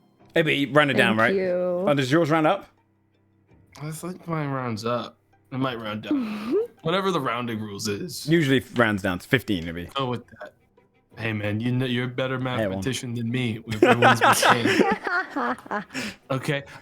Carlisle's then going to go to V, and I'm going to use my bonus action to give V a potion as well and cap the roll. Okay. So that is going to be. I'm going to use. How low are you? I was at. I'm at Hundreds, 120. right? Yeah, I'm at 122 out of 215. I'm solid. Okay. How devastating. I probably would have mixed up the order of this so I could get the bloodied bonus on this. So I'd have the 2d10. So you're going to get 20 temp HP. Thank you. Nice. And you're going to get an additional 20 HP on top. Holy moly. Okay, awesome. And I'll I'm take Very away a surgical die and a potion. And then Carlisle is gonna fly right back here. I want to get back on the top of this thing. I'm fine just being labeled as here, so I don't have to keep on worrying about the wall. But I'd like to say that I could delete the wall, but I think it will break the vision. But it's fine. I'm at the top where I get 3/4 cover, unless you. Yes. Okay. All right. End of your turn. It is going to try and attack you again. Desmond is going to ask you for a dex saving throw. It's going to try and do the mold and rip. Oh, on you motherfucker. Mm-hmm. Boy. This guy still have temp health or no? Yes. He has 60 from hitting me. 60. 9 left. What was he doing? Was this the arm pull move? Yes. Fuck, I hate this guy. This guy sucks. He's like immortal. How the fuck are we ever gonna kill this? I Bree? know. I don't think I mind. Popping our arms off like corks. He's like a Barbie doll. Like, what the fuck? Fucking this sucks. I I'll do take love it. I won't imagining use- that in I'll save Flash of whatever Genius for something more epilogue we important. wind up doing, he's just still chasing us. Like That'd be funny as saving the world fuck. didn't fix it. You're saving it? Okay. Yeah, I'm not gonna use Flash of Genius. You're going to take 34 points of force damage as he pulls on your arms. Can you make a constitution saving throw as well, please? For haste. Fucking saving it. People thinking that I got unlimited This is what I healing wanna out say. here. People acting like they can afford to take 4 damage a turn. Haste is going to drop with 11. Okay, I'll use Flash of Genius for that then. Okay. Okay. Should have used it on the first one. Well, you know, it goes by. Wait, what does Flash of Genius add? 5, so... Oh, that's not 17. enough. I took 34? 34. This motherfucker. Haste is going to drop.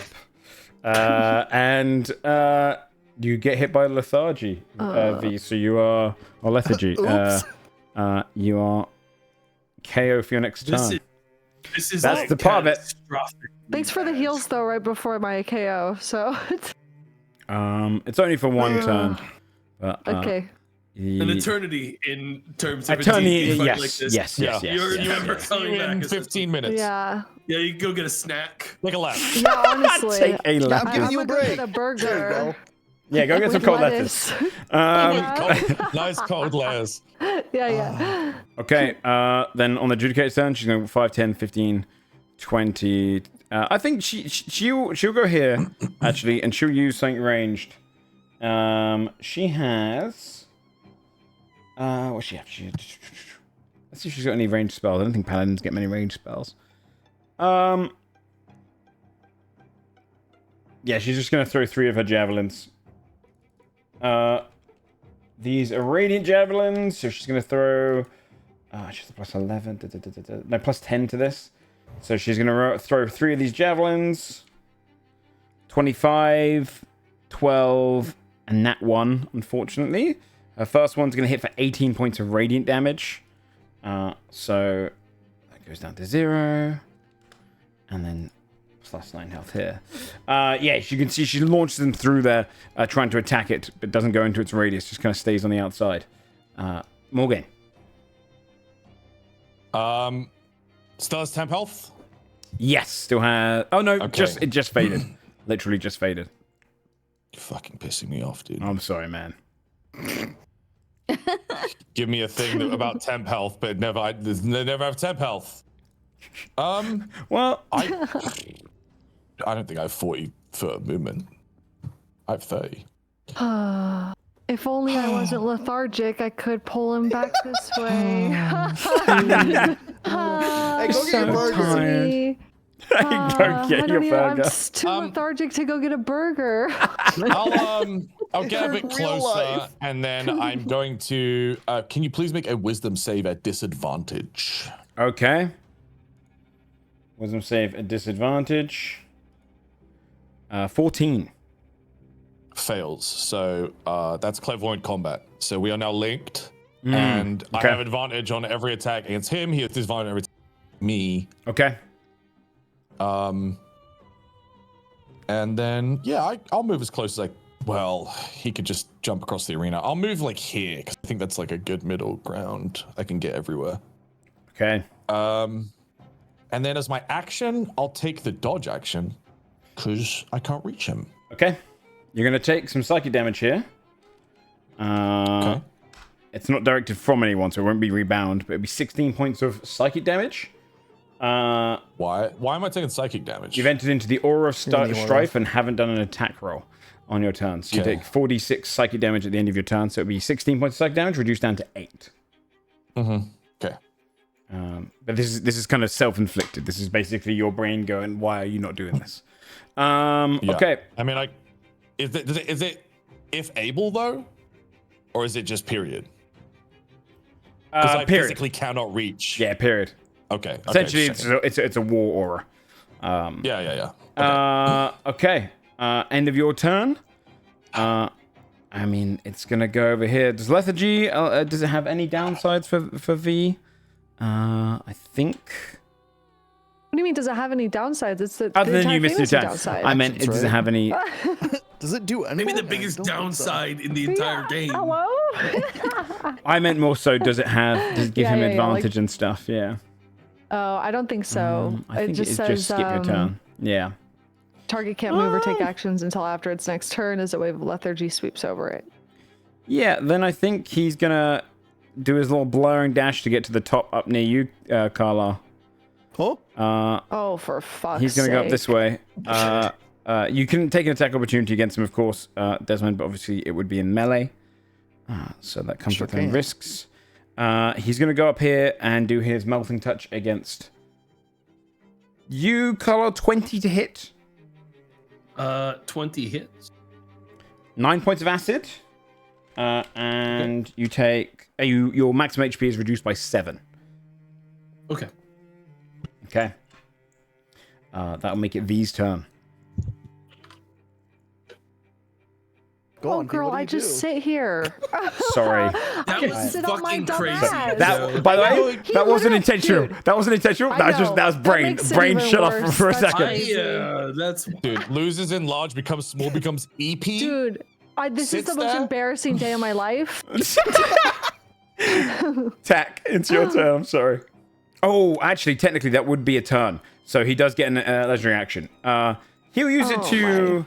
He'll come down here and he'll attack this guy. He'll give him a burst of his. Okay, so 9 points of acid damage against this guy, and he loses his life. 7 points of maximum HP. It just burns against him. Tack, it's your turn. Okay, I'm going to spend a 3rd level spell slot to reactivate my mantle, Okay. and I will try to command him again. I'm going to say kneel. Okay. He makes his wisdom DC saving throw. 18. He's going to fail, so he'll burn a legendary resistance. love it. Would you like to disable his aura until the end of your next turn?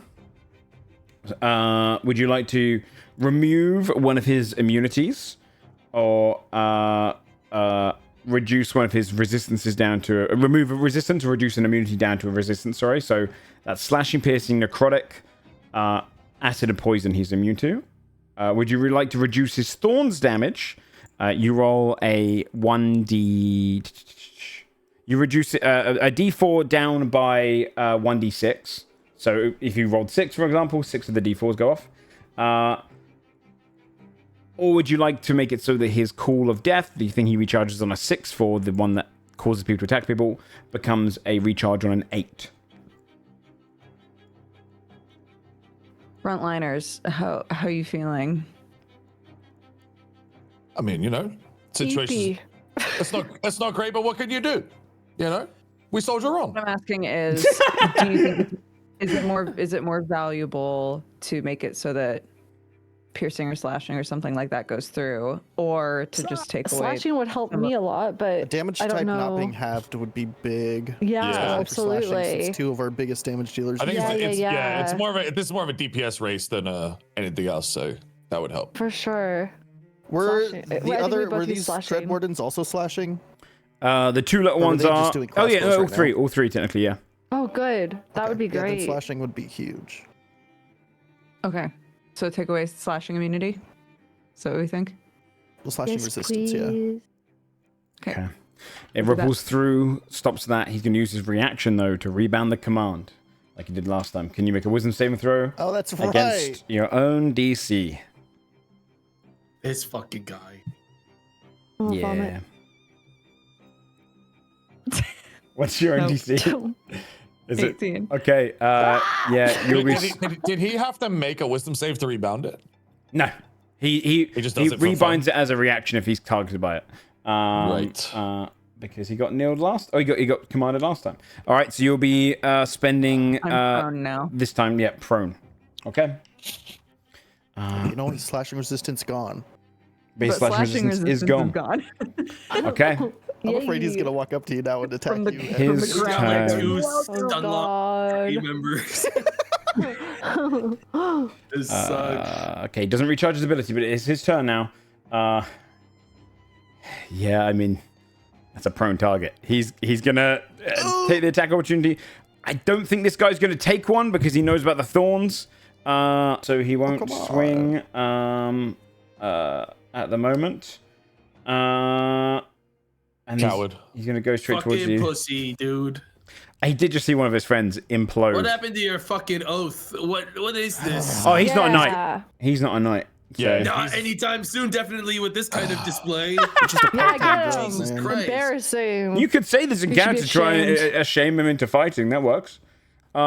He's gonna go straight up to you, and he's gonna do his his melting touch 3 times.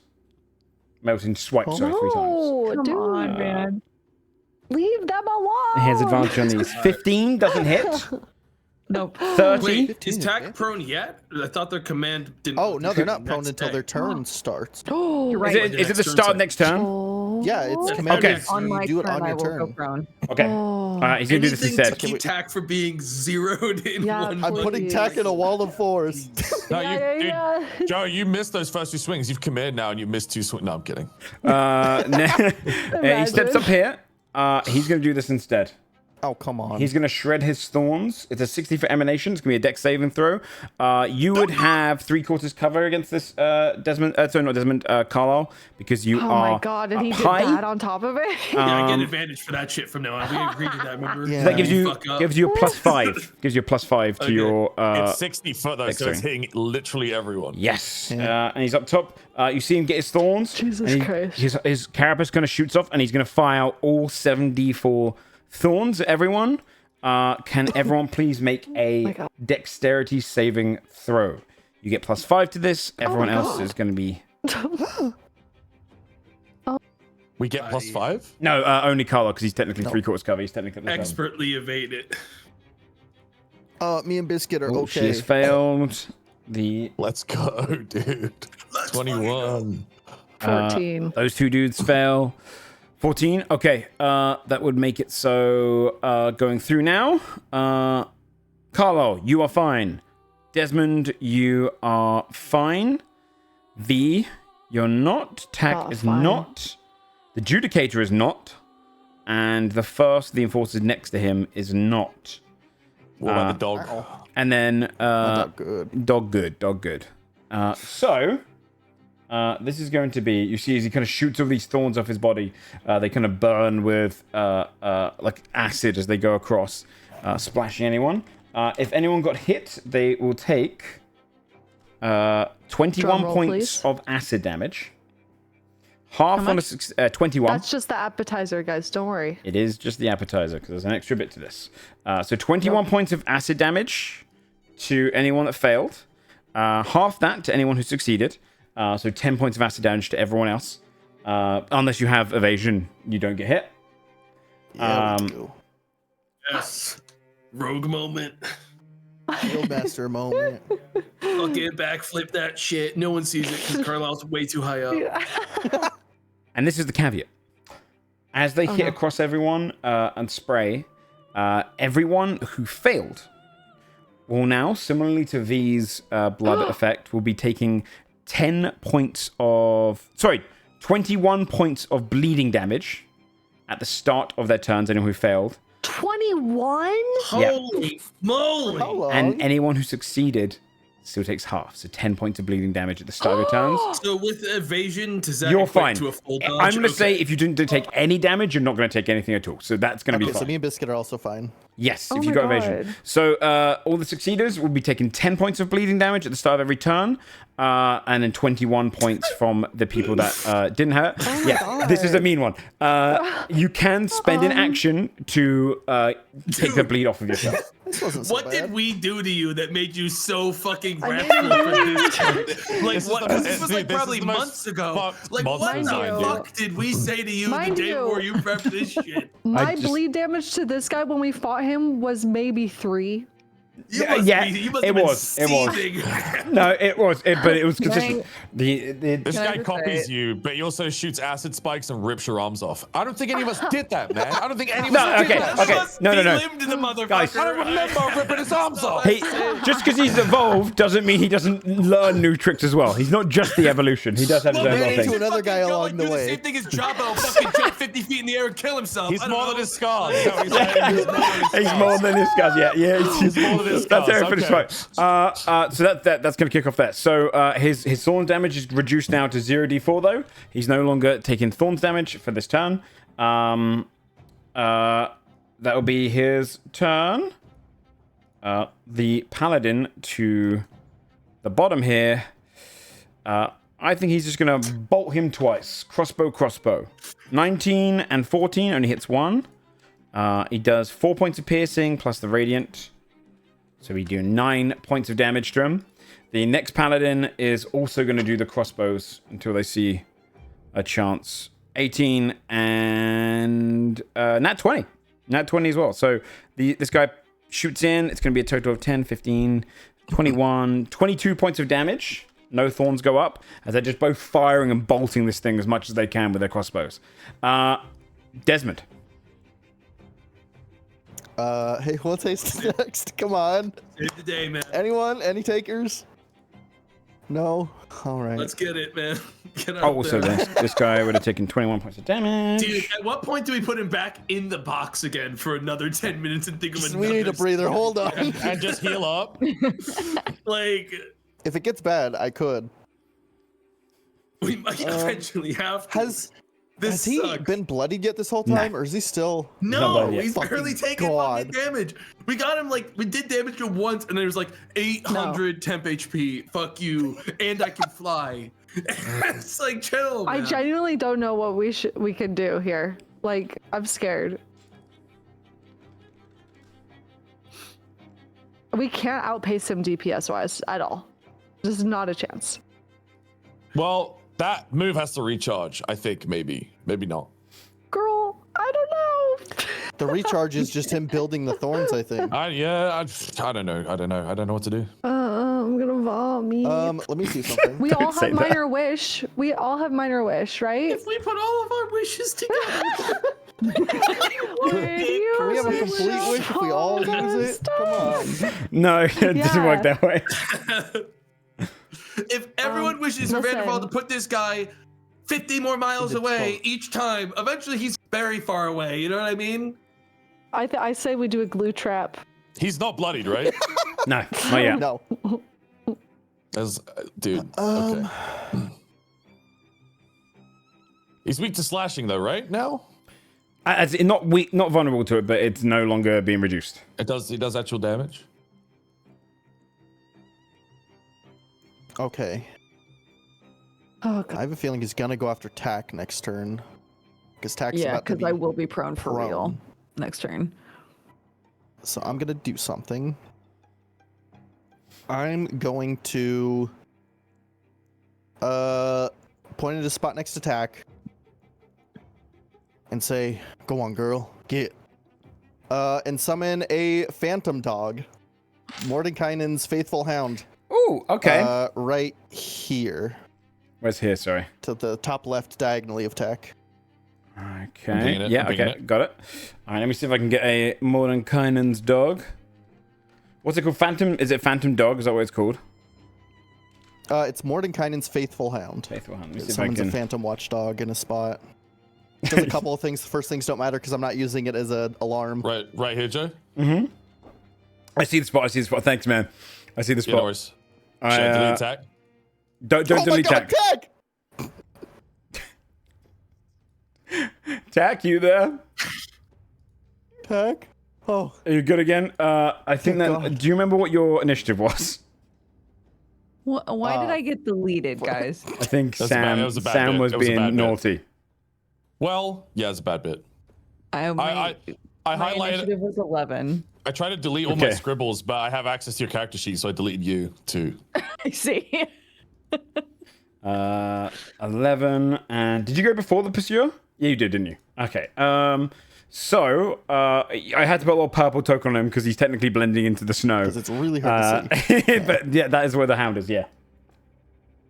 Okay, so anything that moves within any hostiles that move within 5 feet of it, it will bite. Okay. And bonus action, regular biscuit will shoot twice. Go for it. I still got that. 25 and 21. 25 and 21. Okay. No hunter's mark. They both hit. So 19 and 19, so 19 piercing. Nice, very nice. So 19 after it's halved. points. Oh, pierce damage. I can tell you it is bloodied now. As you fire into it twice, you can see the bolts go through, and you can see this thing is bleeding pretty profusely. Surely it doesn't have bloodied moves, right, guys? Oh, God. Yeah, does it look like he kind of locked in right there when that happened? Give me an insight Does it check. look like he's about to go into phase 3? I'd love to. Oh my I'd love to. 25. Locked in is a difficult thing, but his body is definitely adapting a little bit faster, and it looks a little bit more dangerous, but I wouldn't say a mega amount. It takes him some time to evolve. Okay. All right. I'm worried. Okay, end of your turn, yeah? Okay. Then he is going to... Can I attempt to leave this? Does it take an action to try to leave it? Or no, is it's just a charisma save. You make a save. As part of Okay, your I might movement. as well try. Yeah. Charisma save. Hey, I'm actually good at those. Wait. Yeah, 24. you're fine. You can step right out. I think he'll zoom down here. And he will do his... let me think. When did he last do his... No, he'll go down and hit this guy. When did he last do his arm pull? Has he had a turn since then? I think he's had a turn since then. It's So on me. he's going to do his arm pull against this guy. Who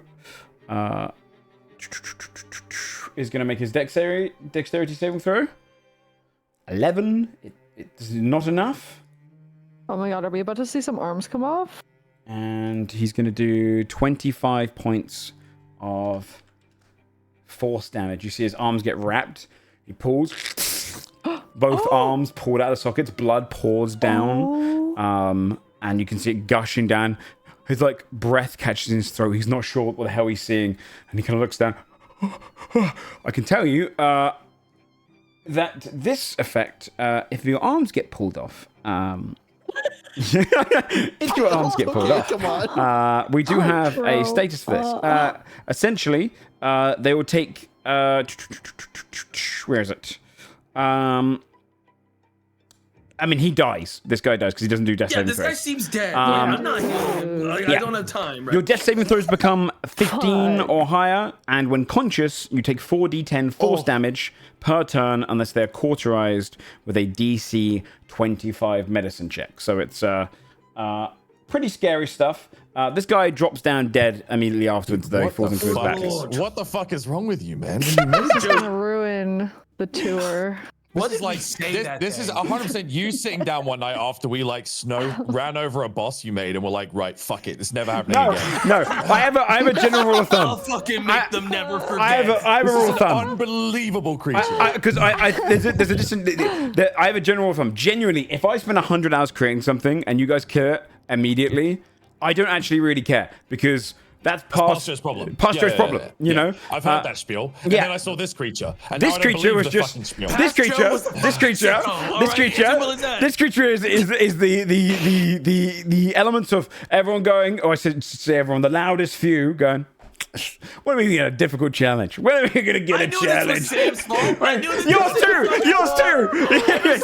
Guys, you can't be turning on each other. Don't turn on each other. Can't do this. Guys, this is what the pursuer wants. We need to work together. Okay, Carla, it's your turn.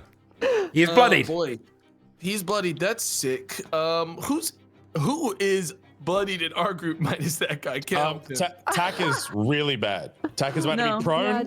Tack is going to be very bad. Prone, but I have take 21 bleed per turn as well, and then not have an action to get rid of it because they spend their action going prone. So can I fix the bleed? Yeah, you can spend your action fixing the bleed. It's them or another creature's turn. Sorry, them or another creature's action. If I use my action healing someone naturally, can I do a medicine check on top to plug up a bleed, given that I'm the doctor? Because that feels like those two things kind of go hand in hand. Does any kind of healing cure the bleed, or it has to be an action? It has to be an action. I'm going to say it has to be an action because it's playing off of the idea of Bree's one as well. Yeah, which is and an they don't action. technically unbleed unless I was there's hoping I action. could at least get like a bonus action, like some kind of economy bonus out of this. There's definitely a magical element to it. But no, I appreciate the ask. I just think in this regard, we'll keep it as the action. I don't appreciate the answer, so. God. So that's a guaranteed 21 damage every turn. Yes. No matter what. And then 10 to those fails. And they can't stop it this turn because they commanded. Yeah. Joe, I'm stranded on the wall again. Sorry, but sir. I would like to get down to Tack when I can. Okay. I'm going to use my action to stop the bleed on Tack. Who else is bleeding? Thanks, buddy. I'm bleeding, but mine's only 10 a turn. I'm bleeding 21, but I have a lot of HP. I can't get to you because there's no way I succeed the charisma save to get out of here. I'm probably fine. I'm going to have to, because I have to attack, right, in order to avoid 46. Yeah. Mm-hmm. Yeah, I'm going to use my bonus action to throw a dagger at this guy. Okay. Yeah. Just to stop the effect from going off. So it's just going to be fucking 17. Hits. Kill him. Hit. Nice. This is gonna do some serious work, guys. Not the top one. Not the top. Actually, wait, no, because that guy's down. Yeah, no, it would. Yeah. Technically, I could have if he didn't get his arms pulled off. Yeah, launch sticks into his leg. 5 damage. Then Carlisle is going to fly. Let me do the measurement here. I was up here, went down. I got about 20 feet. I'm gonna get 20 feet up in the air. Okay, 25. Tack. I want to be close enough that in case they do get rolled next turn, it won't be as bad. Let me do this as well. Move you kind of here, just because the dog's there as well. Okay, great. End of your turn. Carlisle. End of your turn. He is going to. Yeah, he'll rush in towards you, Morgaine, and hit you with a melting touch if he can. 17 does not hit. Misses. You can deflect off against it. The Judicator She's going to say, weaken it down. I'll send it to the vault. She'll rush in, and she's going to... Yeah, fuck it. She'll build up the stacks. She does take the 21 points of damage, but she'll tank for now. She's pretty healthy. She takes her attack here. She gets a nat 20 for her Great Axe. This will be 37 points of slashing and 30 points of radiance. So she's going to do 67 points of damage. And she just brings the axe down, like slices off a piece of it. And then she's going to attack 2 more times. Does she got smites? She could put a whole smite in there? Yeah, actually, good point. She would have smites. And she does. Yeah. You're not wrong. She might as well smite. She would do a divine smite for show. Let me find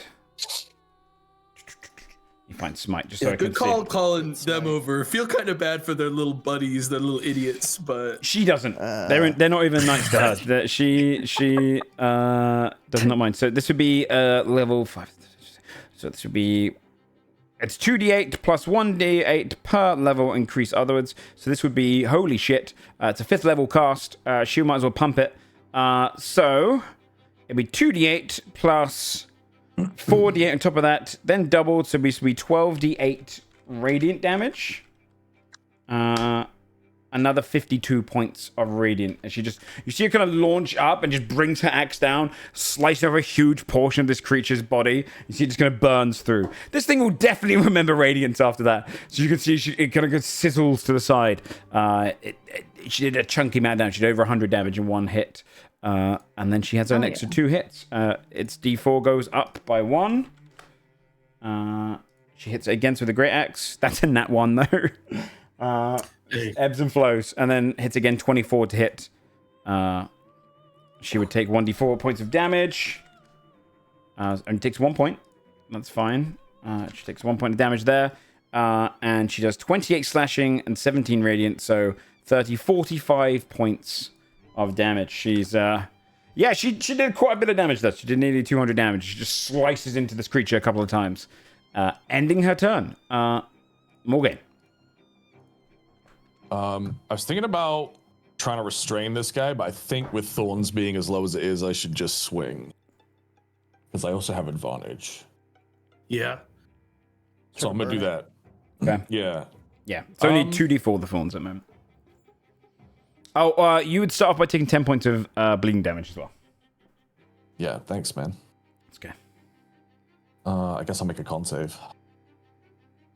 We're good. Okay. Do I Spirit Shroud though?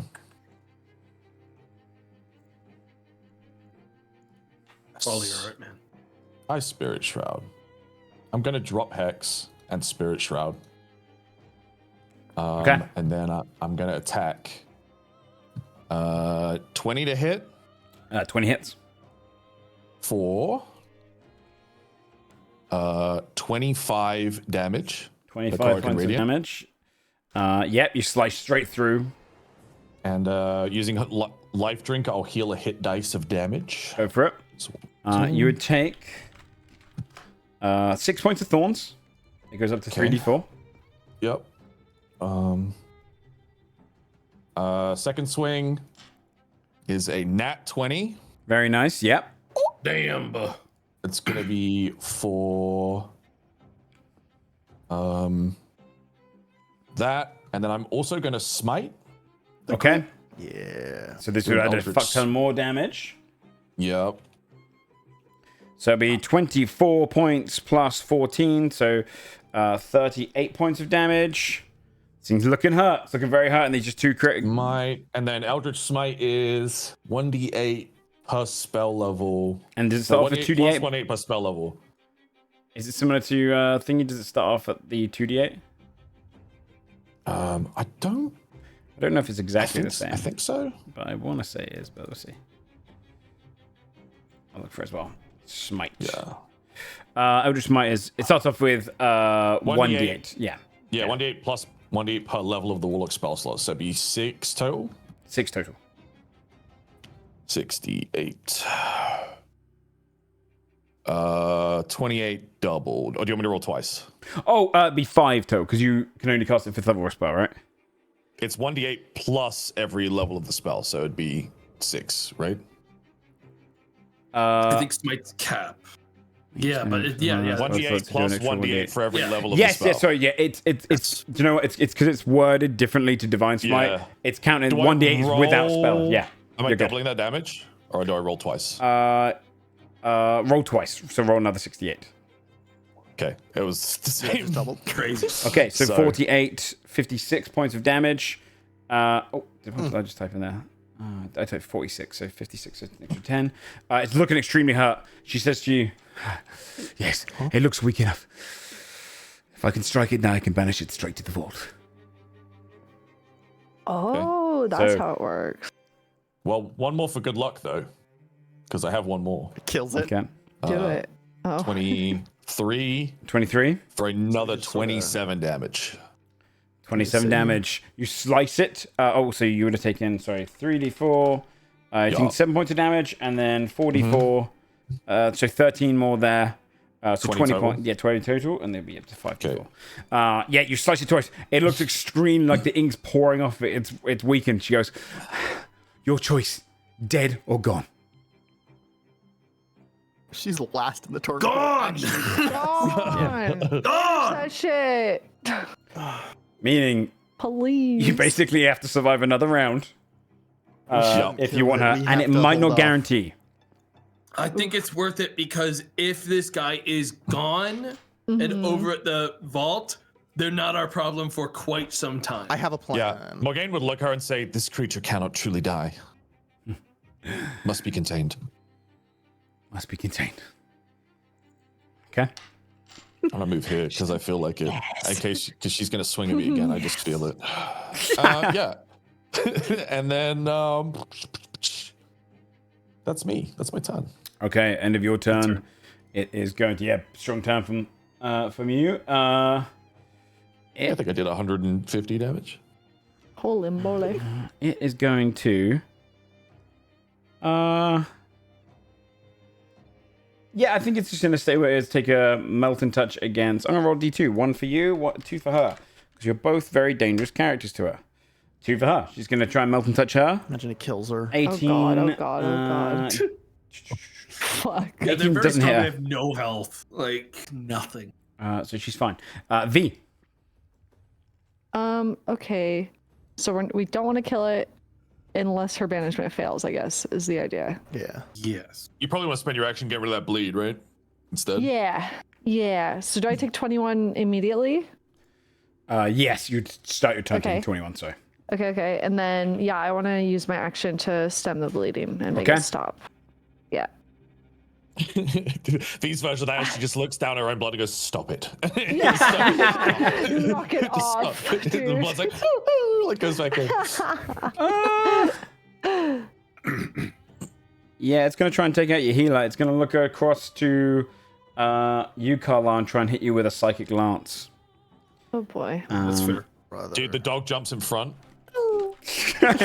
It's a ghost. So it's sad anyway. Go straight through. Can you make a intelligence saving throw, please?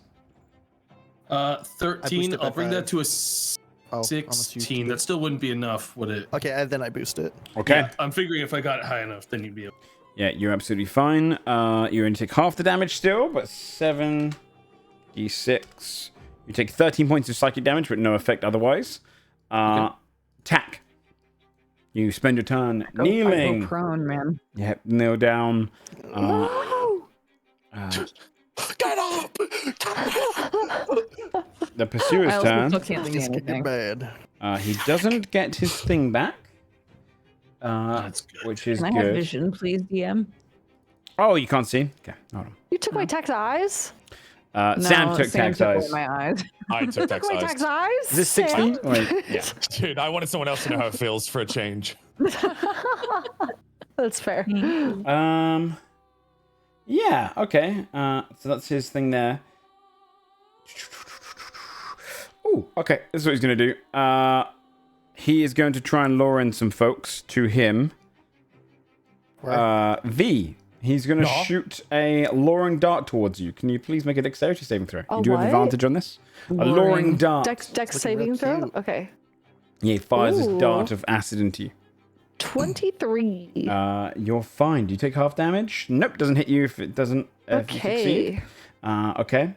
And then I guess he's going to swing down. He has 4 attacks now. So he's going to do Melt and Swipe against you, Morgaine. 19.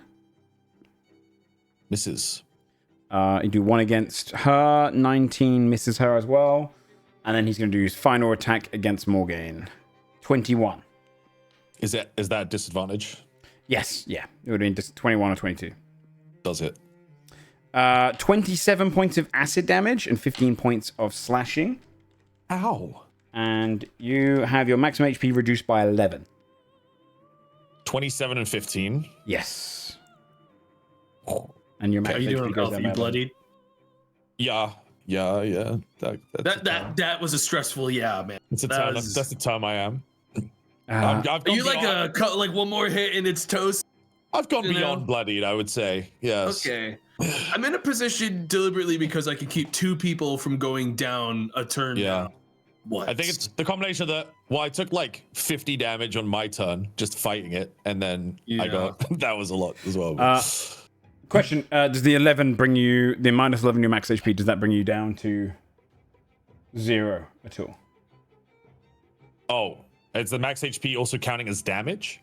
No, it just reduces your maximum HP. Okay, yeah, you're good. You're good. Oh no, I have -9 from our previous session, and so I have -20 total now. I think this guy, he knows he can do more damage in thing.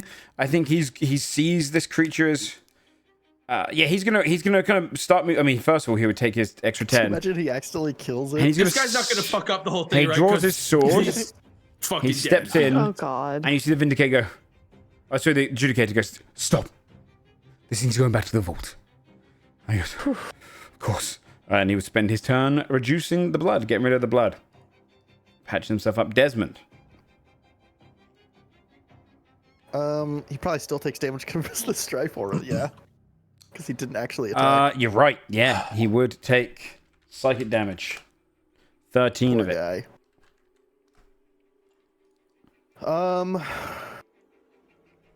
It's just 2 turns to wait. You're way above attack, right, Carlisle? About 20 feet. Okay. Yeah, fuck it. I'm gonna use my bonus action as an orc. Do adrenaline rush to dash. Okay. Around to attack. I'll just go straight through the aura. Fuck it. Okay. And I'm gonna play this super safe. I'm gonna use Wall of Force in a way because the walls just have to be touching. I'm gonna shift the front wall over like 3 feet and the front another wall up about 3 feet, so there's like a 3x3 gap in case we want to get out, but wall us in. Okay. Smart. Sounds good. What it'll look like. You Just would. the 2 of you, or Carlisle as well? Carlisle's up high. Yeah, he's up high. Mm. I'll put him so he kind of goes on front. You would also take. That. Oh, no, unless you're doing something else for your bonus action, are you? I was gonna have biscuit shoot, but I don't think that counts as No, me. that Even wouldn't if be I counted give as the action to shoot. Yeah, no, I would count it because it's an extension of yourself. It's okay for me. Yeah, because I have to give the action for biscuit to shoot. Essentially, the flavor behind it is that you're participating in warfare. Actually, should I though? No, I'm not gonna. I can. Okay. You take 16 points Take a hit, of and this isn't psychic my damage. concentration. I don't want to risk killing it. Okay. And there's about a 3-foot gap right there, both wide and tall. Okay. Then do we do Carlisle's turn? Carlisle, your turn. Oh wait, sorry, no, he's gonna he'd take a legendary action first, really. Yeah,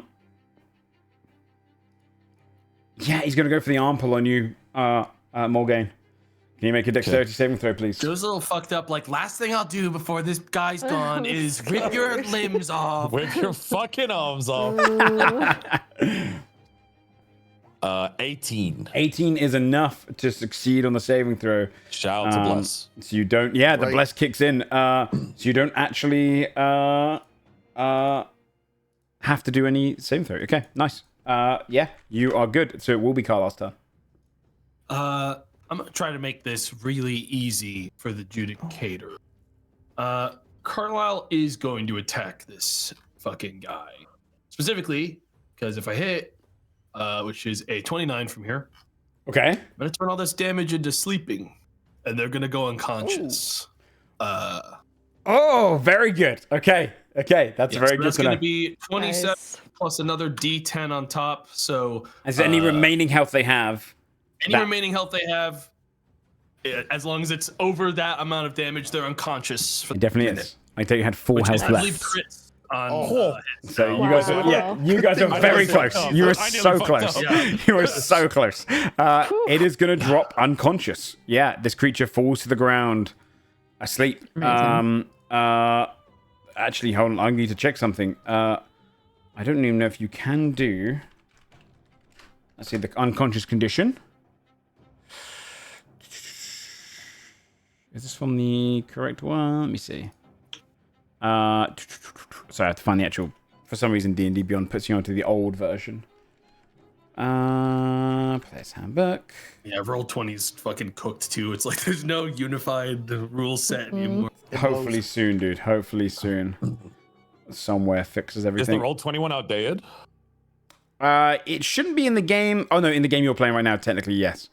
I'd have to. You know what the other sheets are like on Roll20, Sam. That's what I have to move it to move up to there, and they're not good. Okay. They're not good. Okay, so it doesn't actually affect charisma saving throws, but it. I don't think it affects mental stats. Yeah, mental stats you're fine, but it will. How long is the sleep? 1 minute. Yeah. Basically, they're not doing damage. Keep trying for like. Yes. Yeah. I didn't want to risk them being able to evade it, so now it can be repeated over and over until it goes through, kind of deal. Which she would then. That's a good call. Take her strike when she hits. Okay, 30 hits. He must make his charisma saving throw. This is gonna be embarrassing. The first one is a success. She hits with an 18. 9 more. Give it another go. They're out cold for at least a minute. Yeah, I mean, he would during this time he would technically use the legendary resistance, so it would reduce something down. She'd probably just reduce the call of battle chance, and then she swings again. 27 more, and she swings down. You see her axe just goes because she basically takes out this whetstone, scrapes it against it, and you can see the edge of her blade is shimmering, and she swings down straight on top of this big. And the moment the blade strikes, you hear this, and it disappears. You hear this slight sound of chains going, and she stands, ending combat. She would have taken an extra 21 points of bleeding damage, but next turn she would go around to stopping it. Yeah, I'll take 10 more as well before I stop mine. Take 10 more as well. You would see standing there. She kind of looms over and goes, "That creature was tough. Good job. The vault will be happy to have it." We'll take our 5-minute break there with you guys having pushed away the pursuer. I hope this wasn't a mistake. I mean, we'll see. You might be creating the strongest creature in existence right now. It was a good idea to lure in the. It was the best choice we had. Wardens. Yeah, bringing in the aid of them was very smart idea. It was like, man, it buys us more time if it's imprisoned. Yeah, even if it's temporarily imprisoned, it just buys us time. Yes. It gives us more time to find an actual solution. And I mean, maybe 2 birds with 1 stone. This guy fucking punches through 90% of the vault before he fucking. I mean, again, there's tougher shit in the vault. There's tougher shit in the vault. By him. I don't even think this guy can get out the vault. He's not even like bottom floor. It's gonna be so awkward when this guy's crashing out when we go there one day. It's gonna be so funny. Yeah, you've technically this is the first creature you've sent to the vault. But they didn't give me any. They didn't give you anything. Listen, they never gave gave Morgaine those fucking Where's my whetstones. fucking whetstones? This is called favoritism to the Judicator for sure. Yeah. Well, I imagine Sir Kithik had them, but yeah, he probably did. Yeah, because Sir Kithik was of the range that he'd probably had them. And Morgaine was just a fucking shrimp back then. Yeah, you're the kind of person to bring in kind of small time criminals and toss them in, chained, and manacled. But yeah, there you go. You got rid of the pursuer. All right, well, we'll take a 5-minute break there, refill your drinks and whatnot. We'll come back and we'll see where in the Wiltwood you head towards, because you have some options. We'll be back in 5. Moog's fucking dead because we never had a whetstone. That's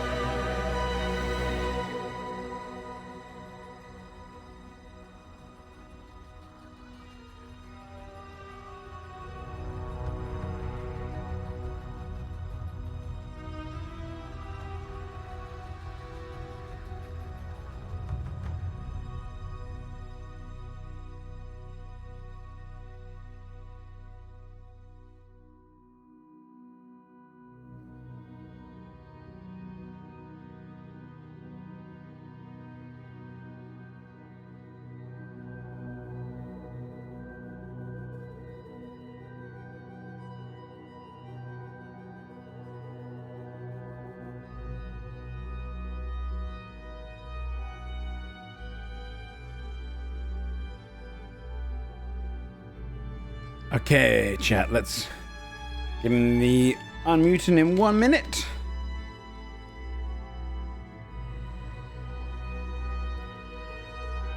Also, thank you so much for those 20 gifted subs just as we started Uneducated Brit. Sorry I couldn't really shout you out thanking you properly. It literally just happened as we were saying hello, hello, hello. Thank you for that, pal. That's very sweet of you.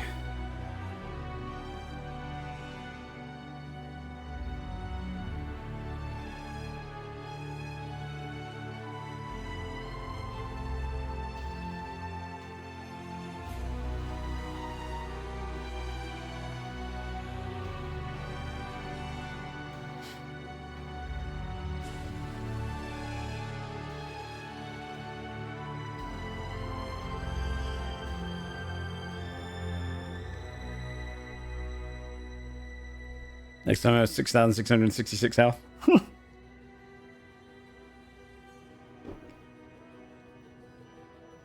To make up for the sleep? That's a funny idea.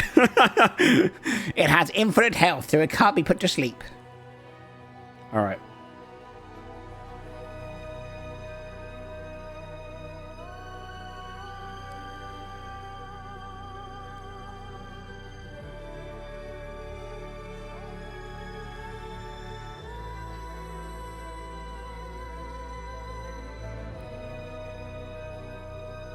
Alright, I'm gonna unmute and we're gonna get started. Hello, hello. Hello, everyone. Let me find some... JoeFudge. Hey, man. Hey. Up on some quieter music for this, but you have... you stand over kind of the site of victory. With all of you having... sent the pursuer into a place which is likely to trap him for, if not indefinitely, for a long time. Definitely the best place to stick someone who is constantly hunting is a place where he cannot break out of. You see the adjudicator kind of stands over, flicks her axe again, and it kind of folds down, and she places this kind of mace-like axe into her back slot. And then walks over to the one enforcer, points to the singular corpse, because the other corpse is just everywhere, and just says, "Bury that one in the snow. Good work." Turns to all of you. "Impressive display. Good. That one will make a very fine addition to the vault back home." Okay, I'll just lower her head. Yes, of course. I don't suppose we could get some of those whetstones in case we run into any more problems like that one.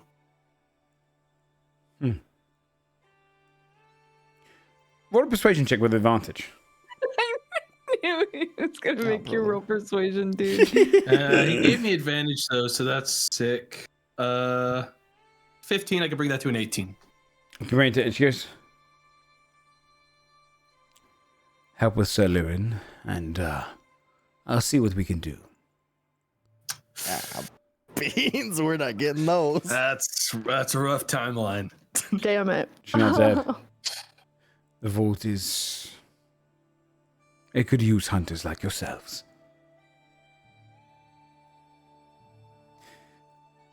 I'll head back to the camp. I suppose we should keep getting moving. The Wildwood isn't far off. Yeah, that's a plan. Good. She looks down to herself and just kind of like ties one of her bandages on her arm a little tighter, and then continues walking back towards camp, leaving all of you there. I don't suppose this fucking creature ever drops anything, does it? He just kind of... Plus, we banished him anyway, so double no loot. Yeah. You actually, there's a dreadful warden somewhere goes, "Oh, I've got a helmet, legendary." Oh, yes!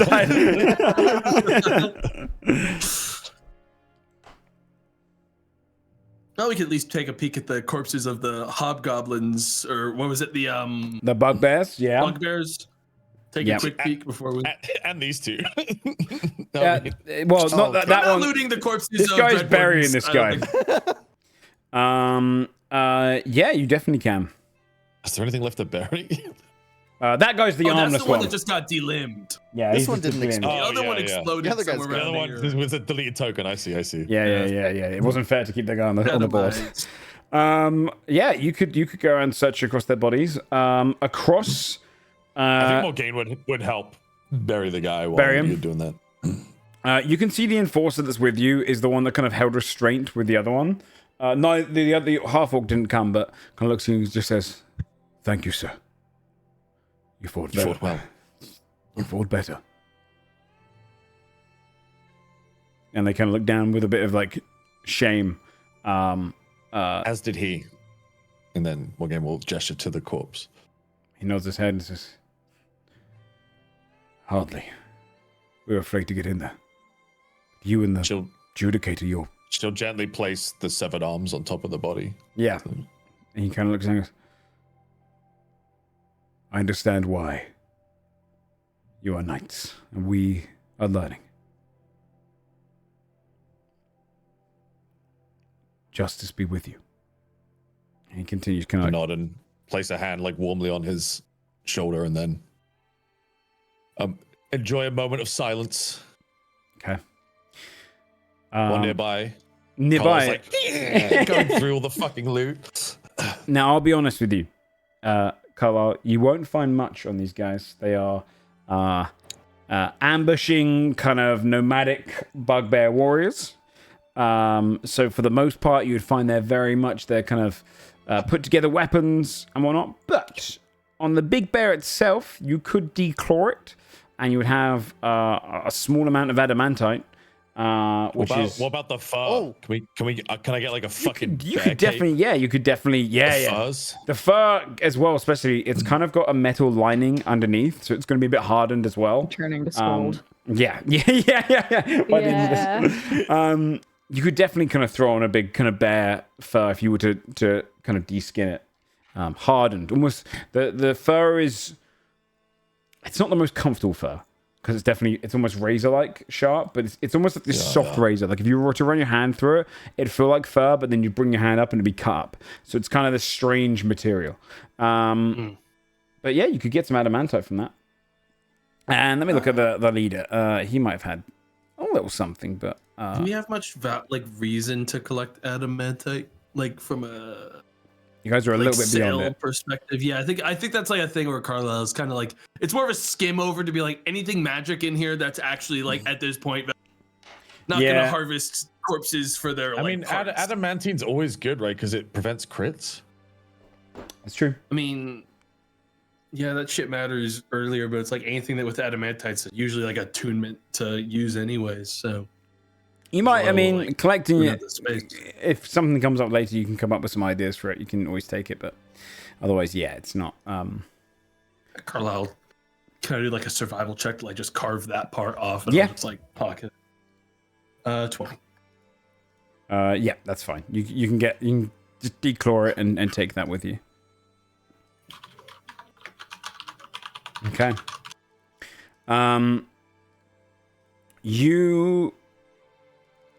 Otherwise, you wouldn't really find anything. The guy would finish digging the grave, placing the person's great sword upon their grave as almost like kind of a cross above it, and return to camp as well. Which leaves you a question. Okay. You're at the front of the camp now.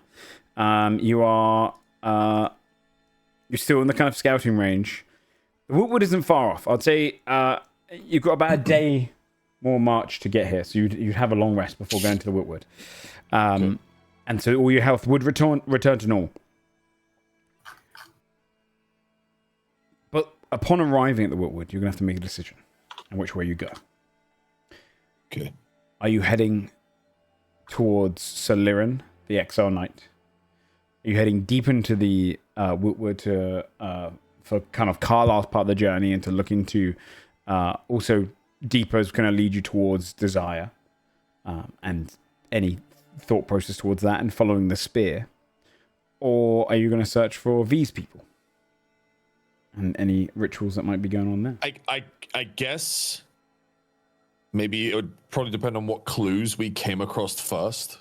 I think like overall priority of importance-wise, it feels like Sir Larian is like we can't do that last. We have to. We can't hold that off because they will get to them get first. to them first. Yeah. So there's no reason for them to be like, okay, we'll wait here while even though the Wiltwood's right there. So, also, I mean, in character, Carlisle's not going to be seeking out his side of it. Where like that's not a goal to do that. So I only really view two objectives here. Yeah. Your three options are Larian would be your primary one. Yeah. Okay. So you'd be able to return back to your camp, rest up, and enter another day of travel, which would take you ever closer to the Wiltwood. You can see the woods themselves, almost glass-like tree trunks. It begins on the outskirts. The trees look fairly normal. Pines and kind of tall, thin, covered in snowfall. But as you kind of get a little bit closer and closer to the actual Wiltwoods themselves, the trees do change. The very kind of bark of them looks a little bit more translucent. But further in, it looks like it almost becomes crystalline glass. At the outskirts and where you kind of, you bring in the camp with you, it's closer to this kind of shiny material, almost like a faded transparency, like a dark plastic to the bark here, indicating you're kind of on the outskirts of the Wiltwood. There's a silence across it. Would they be almost like, is it just silence, or would the wind, you know how the wind kind of goes through trees, would that like turn to more of a chiming noise? I like that. That's you definitely hear kind of chiming. I think how Morgaine would process it. For sure. I think it's a cool way to think of it. It's almost like a glass forest further in, so you definitely get this kind of charming feel, like the kind of leaves themselves the kind of the spines, the needles of pines, still technically leaves. They would flitter and kind of create a charm-like sound whenever the wind blows through. But it's a quiet woodland, dense the further you go in. But you guys would be on the outskirts by the time that the next day goes by and you arrive. I have a question. Do we recover the max health we lost, or is that more of a long-term thing? Okay, we do. Oh, nice. Yeah, it was until your long rest. Okay.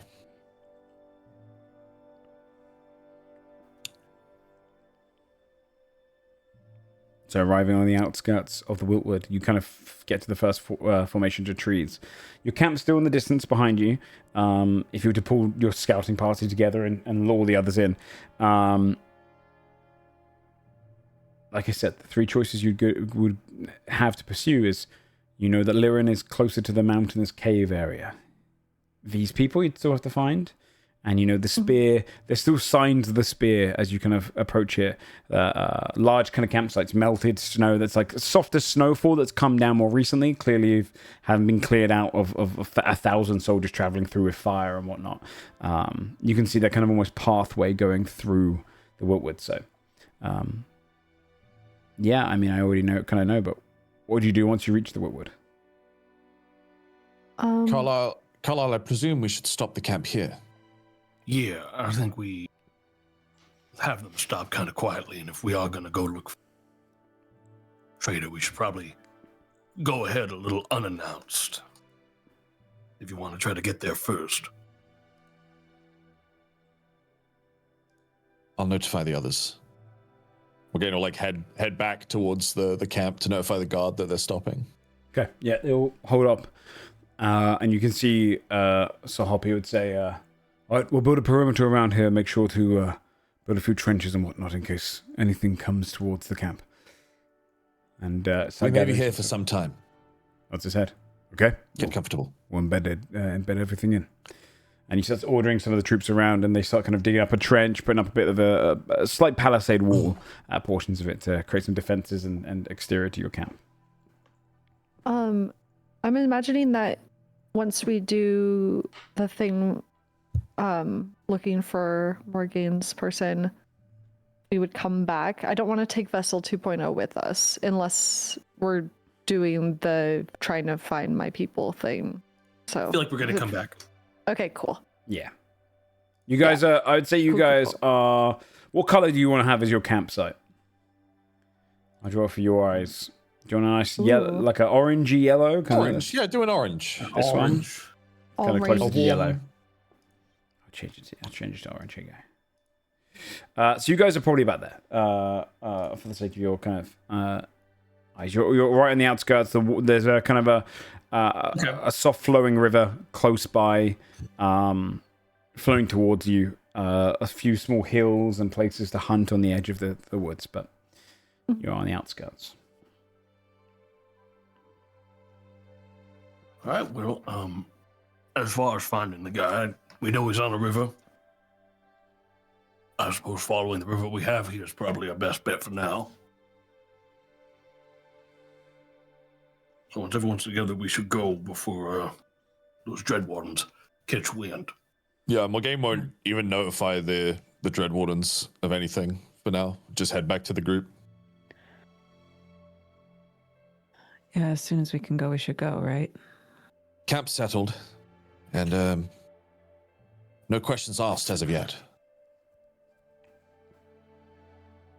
Okay. Well, if you're still sure you want to do this, then the sooner we get in and get out, I think the better. Okay. I'm sure. Okay. Okay.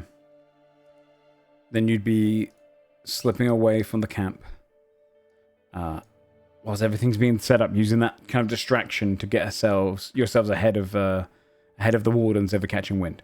When doing so, what is your methodology for finding Larian? What's your kind of tactic? Follow the water, I think. We know what the place looked like, water. and we know he was on a river at the time. So I think we are just following the river. I was gonna commune with C. Ooh, you should do that too. Ooh, yeah. yeah. Does community city work in the wild? Yes. It's weird how it. Are you sure? Because I feel like we specifically made it for city and town areas because there's commune with nature, which is the same spell. Yeah.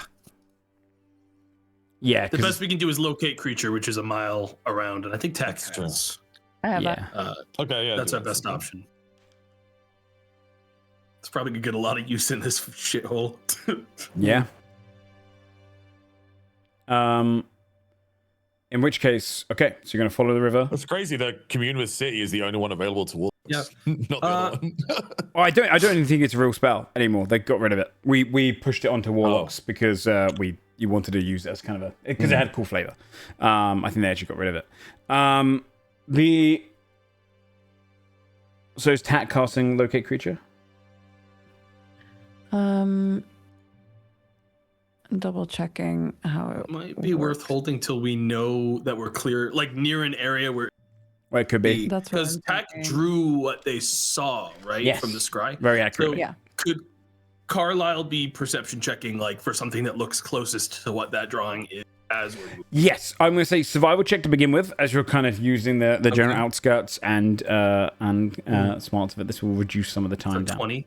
For 20. Survival check. Okay. 20 is enough to you start following the rivers up. Survival also comes with the cautionary portions of it. You'd be able to follow the rivers and realize which are kind of migration zones to avoid running into any beasts and creatures in this area that might cause you danger. You'd be able to follow the rivers around, kind of moving past those points where usually on kind of the crossroads and smaller crossings of the river, you'd find whatever creatures congregating there. A few hours would go by of you traveling around this area, and you start to come closer to the mountainous areas of the Wiltwood. You can see the general trees start to become glacier. I'm going to ask at this point, because you're on the outskirts of the Wiltwood, can someone roll me 1d100? Oh god, Not it. Sam. What the fuck? This is your fucking quest right now. 72. Okay, you're fine. You can. Oh. The pursuer's back. He already got out. He's carrying the dreadful. You'd be able to wander through the Wiltwood, close enough to get to the kind of mountainous portions of it and the rivers there. Give me another survival check as you're kind of entering into a new area. 25.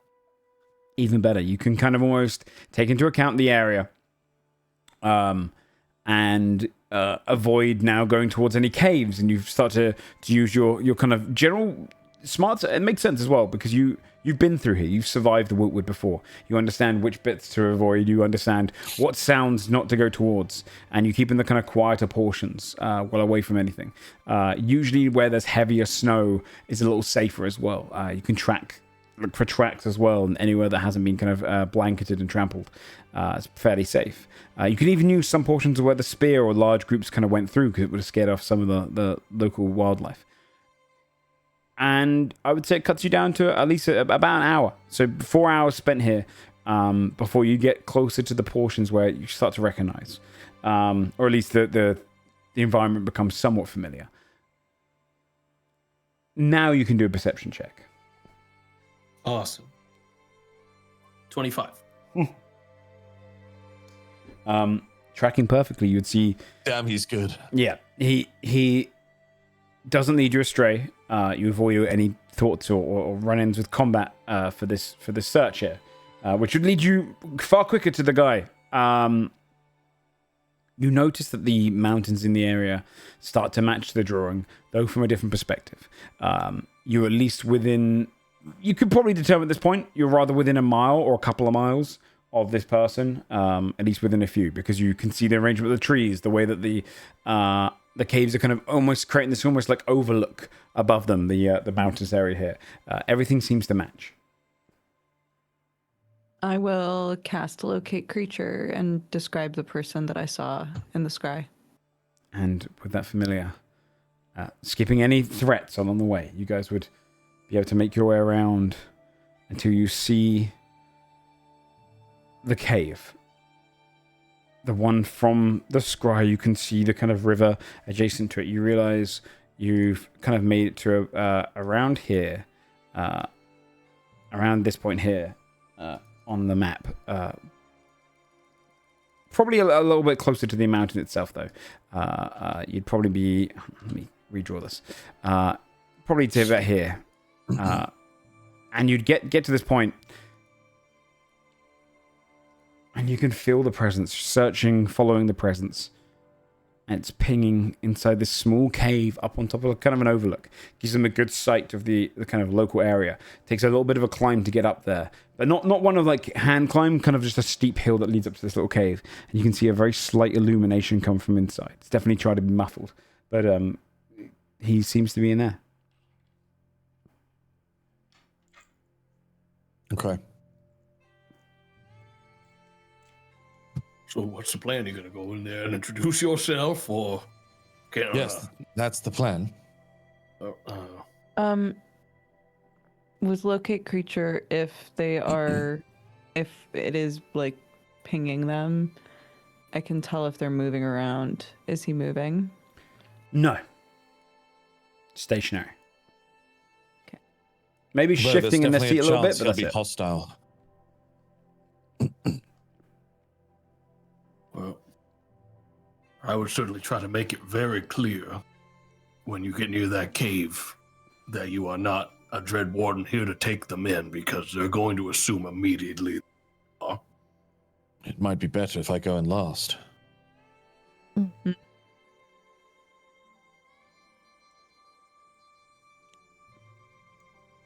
Tarek, you want to take the lead on this? Sure. What do we think is best?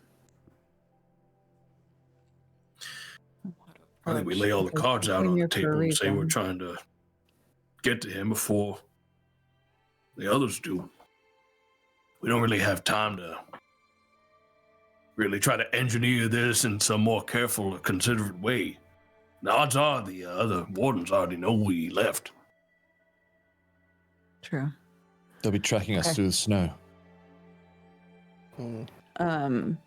Yeah, Tack will head in. Okay. Tack will head in, arms kind of out, like to make it clear that they have no intention of fighting and have no way to fight. You climb yourself up the hill and you kind of step into range. Your shadow would be kind of illuminated out of the cave, and you'd see inside. It doesn't go very deep, this cave. Give me a perception check straight up as your kind of eyes are adjusting straight to the dark in there. I'll lower the DC because you do have dark vision. And that one. You kind of unfortunately not. Yeah, you kind of flicker. There's kind of an element of like almost like smoke's kind of coming out of the cave from the small fire that has kind of illuminated. Hits you in the eyes. You're a bit blinded for a moment with your hands up. You could hear from this. Who are you? This is my area. We're friends. We've come to tell you something. Where? Where are the Our others, companions and I. So I was saying, whereabouts is everyone else behind you, or? I think everyone's behind me. Morgan. I'm hanging back in general. Yeah, I'd say we're all relative. When Tex says we're, Carla probably walk also into view as. Hey, buddy. You can roll a perception check if you want to view. I will. 25. So much better. Fair enough. You see the familiar sight of a Shadowkaya, a shadow elf. This one in particular doesn't have black eyes. They have white eyes, pure white eyes, with kind of shades of grey in them. Their hair, a mop of this kind of dark red color, a little bit of black strands in it. They look a little bit withered. They're holding a sword now in both their hands, kind of pointing it towards you. They're wearing like a half plate, but looks kind of a little bit disheveled. Portions of it clearly been sold off or traded off, but just kind of kept the main portion of it. And you can see tied up in the back, arms and legs bound behind them, and a mouth gagged. You can see a familiar face that, especially to Morgaine, you can see a Leonin of brown fur. This is Rickle, the squire to Solirin that told you back in Songrest that he was going to go that way to find him. He's tied up in the back and disarmed. He's kind of holding his sword towards you. Your eyes his own squire is bound. Yes. Tied up. Okay. He holds his sword towards you, Tak, and says, and he says, like, who are we? Who are you all? We're a group of adventurers. We're called the Six. We believe that you used to be a Dread Warden, correct? Roll a persuasion check. This is going to be determine the detriment. Lock in. Yeah, just straight. No advantage or anything. Dirty 20. How do you know that? There are a lot of Dread Wardens who are looking for you, and they're very close. They sent adventurers. No. We're not sent by them. We're hoping to give you a head start to get away from them. Why? We're hoping that you have some information that could help us. Please. We don't want to fight. We mean you no harm. Roll another persuasion check for me. The first one was to convince them that you're adventurous. 32. Oh, nice. He lowers his sword and kind of looks across you. I wouldn't stand a chance against all of you anyway. They're close. Fuck. We've probably established that we have a Dread Warden technically with us before we just walk in. Before we talk, you should know one of my companions is also a Dread Warden, but... What? What is this? She's not... She has no intention to give you to them.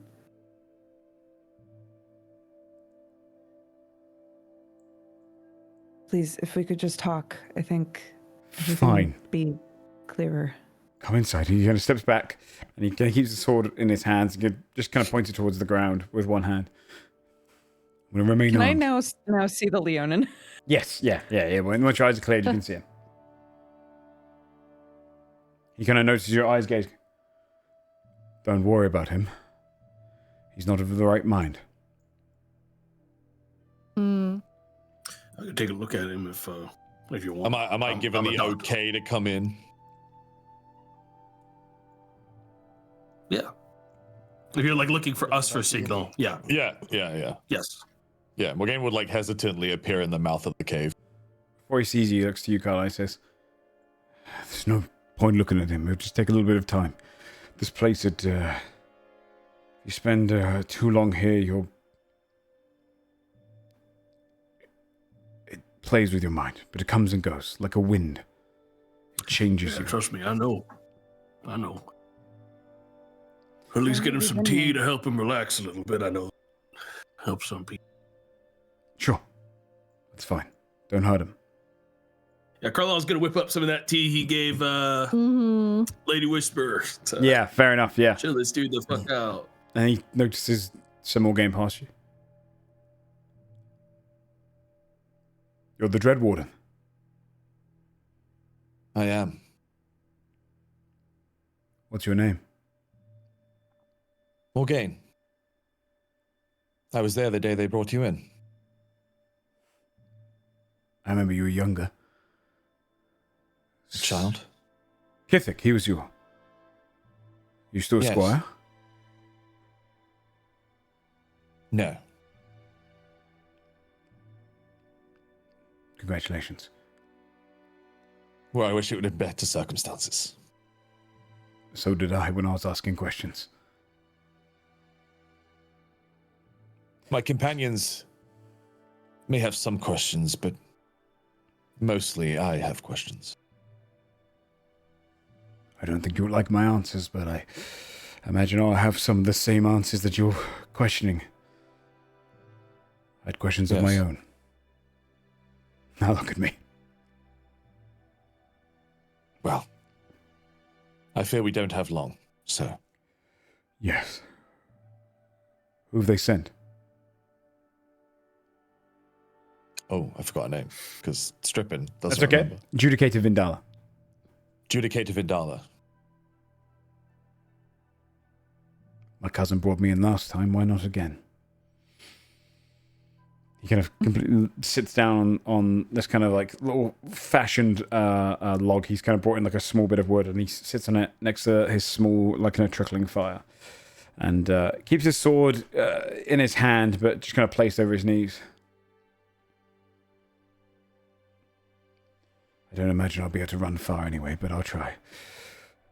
If I can at least give you some answers, then come on. I don't have much food or rations, but you're welcome to share some of what I've got. We have plenty. Here, offer some of those. He takes it. Thank you. I'm not much of a hunter, but you have to learn. I seek to understand your banishment and the why. And if there are failings of my order, I wish for all my companions to hear it too.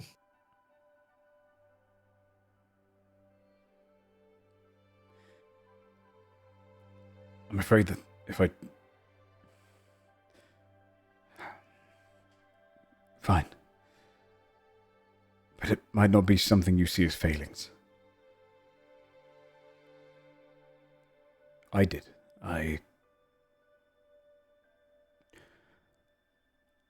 was always trained as a knight and almost groomed into the role. They wanted me to be... Due to my cousin's prestige in battle, I was fast-tracked. I wasn't always the best fighter, but I did my part. I did all right. But I realized that I was always around some finer knights. Better people than I deserved to be trained by, and the magistrates trained me well. I often met with various chaplains and other sorts. I don't think I was really challenged on the field, but I realized that it was my cousin's doing. She was beloved by them. She came to me one day claiming that I was to be given a position of utmost importance, something that's been part of our chapter for the longest time, but something we don't really speak about. Something ours on the lower end didn't know. It was soon after my knighthood. I was brought before a circle of magistrates, the High Chaplain himself, and the Knight Commander. They spoke of gospel and the past of the Order, and how justice has struggled to contain the evil at the base of the vault. An evil that lived lower than our very vault itself. And due to justice's struggle, I was vowed to keep my word, and I've broken it by telling this already to my cousin once and then to you. But justice is a captive in the vault. It wasn't always the case. Once they were a shining example of what we should be, but being next to this creature for so long, for hundreds and hundreds of years, it wears thin on a mind.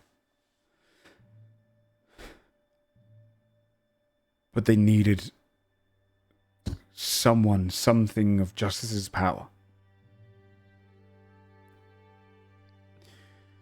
And they needed those who would be chosen to be champions of justice. These champions would be put against greater threats than what was previously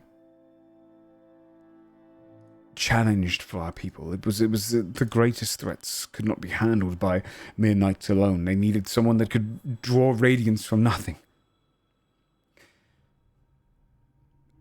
And I was to be picked next. It was an honor.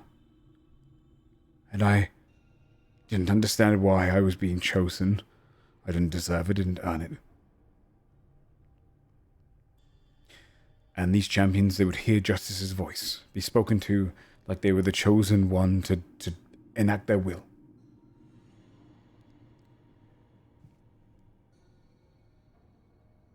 But he did not invoke his power willingly. The High Chaplain claimed that the reason being is the evil that was thwarting the mind of justice was preventing him from choosing a champion, from giving out his power. The idea behind it is that it would be extracted from him, drawn from him, and invoked into me. I went away confused by that. I didn't expect justice to be a captive. We are representing them in every shape and form of the being, and it was a week away from the ceremony, a secret ceremony, to invoke this power, and I decided to look into it further. I researched. I found in our libraries who the previous champions before me were. And it had been happening for a long time. Different champions chosen, and not a single one died on the field of battle. They were strong, wielded great amounts of radiance, practically walked as justice themselves. Every single one of them, without fail, by the end, was marked as a traitor and thrown in the Dreadvault. They died in the prisons, drained of all they were. At first, some of them, their lifespans lasted quite a while, near a full lifetime, especially for humans and whatnot. But it became less and less over time. Eventually, they even stopped doing it to most species. Elves were mostly picked because we don't dream. And this creature that would weigh on the mind, it fed on dreams. But still, even the elves did not last forever. In fact, the last of them became months, less. I didn't want to become part of a cycle where I was just being used until I was discarded back into the vault. I didn't see that as honorable. It didn't seem right. It seemed wrong to take this power just to be used as some sort of champion of a creature that doesn't even wish to give out its power. So I came to my cousin. I begged her for help to get me out of it and to get me away from it. But I could see in her eyes that she already knew. Not just knew, but she was complicit.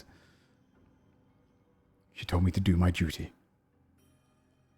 I refused. That night I tried to flee, and she captured me and brought me in. It turns out I was one of two to ever refused it.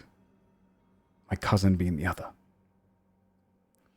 However, for her declining it, she did so informing them that she'd be better served out there on the field. It's better to give the champions some sort of power to someone that is lesser and can be greater use for a shorter period of time than it is to use up one of our greater fighters. She believed it would be better to help find champions and work us alongside justice when they hunt.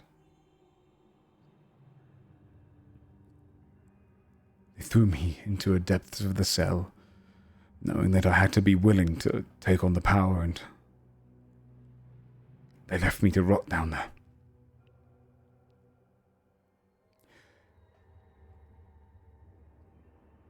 I could feel that creature on my mind. It did not break me as much as it broke others on our level, but I could feel it. They threw me deep enough that it was punishable.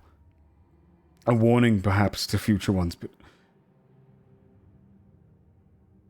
there was something so very wrong about our order. Secrets that they were withholding. So much more to that. This creature at the bottom, practically served by them. When everyone was being let out, I say let out, escaped. When all of the cells began opening, when that shadow walked down. As I escaped through screams and shouts of creatures alike attacking Wardens who I once called my brother, I ran. And it was darkness the entire time except for one moment. When a flash of light flew over all of us, illuminating the halls for a moment, going all the way to the top. As justice themselves broke free from their bonds and escaped that fort.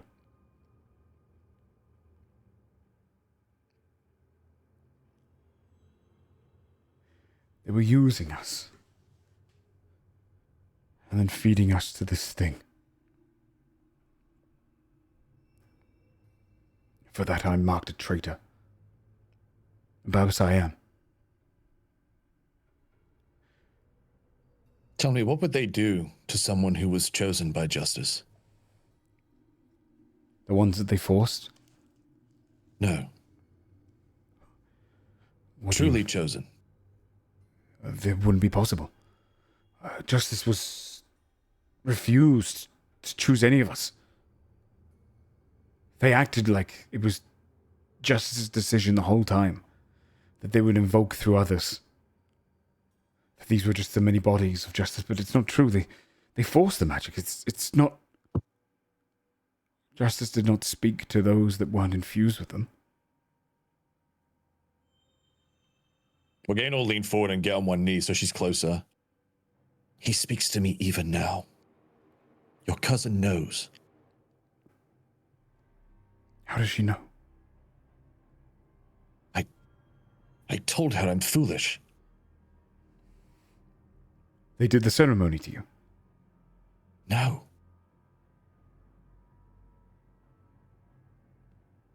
Has justice been found? I know not. Then you're an outlier. It hasn't happened. It hasn't happened in every champion I read about for generations has been chosen by the High Chaplain and the magistrates, not by justice. Justice has had no control over our order.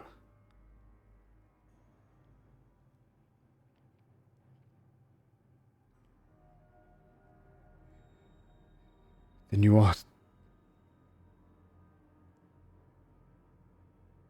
If you have told her, and you're not in chains right now, then she does not believe you. But the moment she begins to believe you, she will take you to them. The whole thing. It was the High Chaplain and the magistrates. They've controlled our order for so long.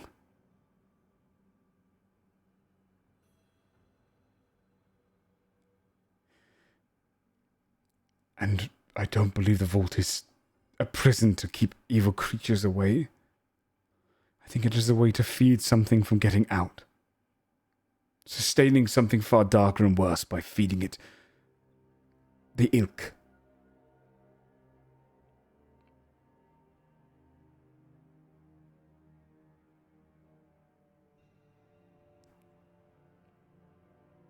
We were fooled, sir. We're pawns to the chaplain.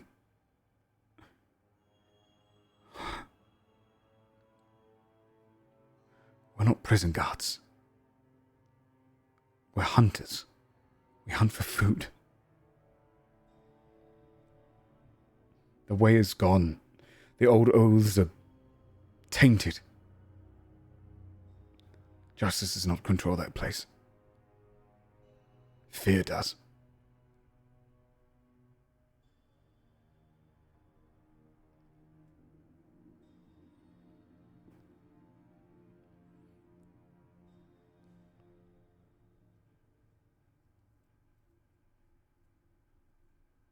Morgana will like gesture to the ground. Sit. He does so. She'll sit in front of him and remove her helmet. Mm-hmm. And then I want to try and contact Patron and like touch his forehead to my forehead and see if I can bring him with me. Okay. Yeah. To actually meet Justice. I don't know if it'll work. It might not work, but no, I like it. It's cool flavor. I think because he's attached to your order, because he is devoted, there's this moment you press your foreheads against each other. You contact Patron, you feel that warmth go over. He closes his eyes and sees it with you. Almost kind of like, I imagine it's kind of a clairvoyant combatant. It's like this kind of merging of your minds. And you'd see... I like the idea that Morgane isn't even there. She's almost acting as a bridge to send him. And so she doesn't even know if he's seeing Justice, what's happening. He will see this kind of bright, burning light appear, and your patron is there. Are you wanted to talk to your patron, or are you just trying to show he's present? I'm trying to show him. Yeah. He sits there in a moment, and he lets out this kind of like soft gasp, almost like a gurgle in his throat, where like welling up, and you see singular tears kind of go down his cheek. He leans back.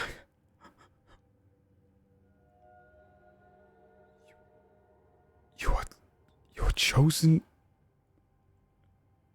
You're chosen by him himself. You're not. Does that mean that he has?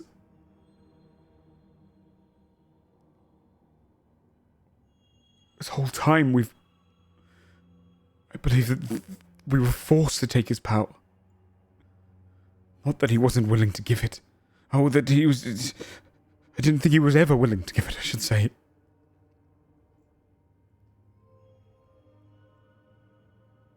What does this mean? What do we do? I don't know. But you must leave.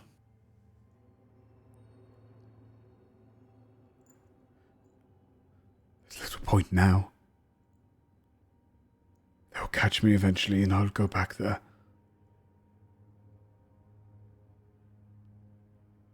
I haven't moved in a few days. I was constantly on the move. I barely slept. Or meditated or rejuvenated myself just because I was constantly aware that they would be on my trail eventually. But when Rickle found me, he didn't understand. I didn't burden him with any of this.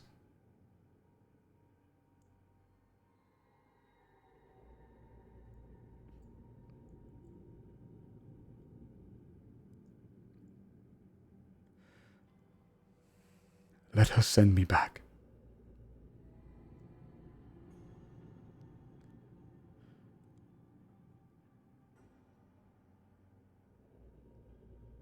Let me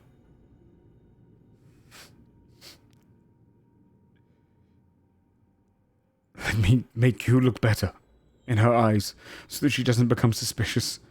And then take whatever it is that you've been given and use it to change things.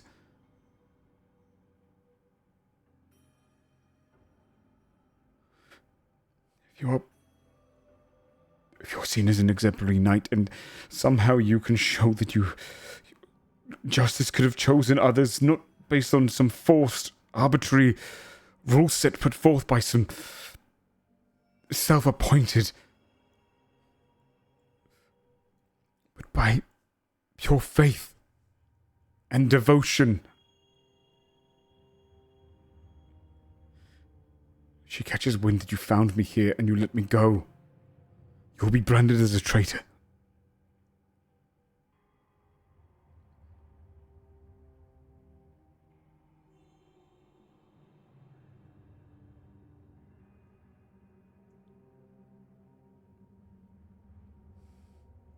My companions here have shown me more kindness than all but Sir Kethik ever did.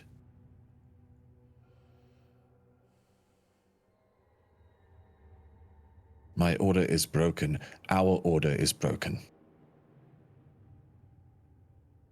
I do not seek redemption in their eyes.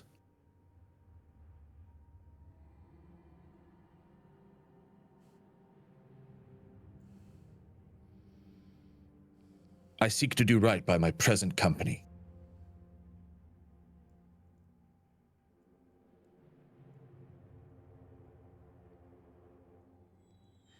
Then you let me go and they find out. She brands you as traitor. Let's say you fight her off. Let's say you kill her. What then? They'll send Wardens after you.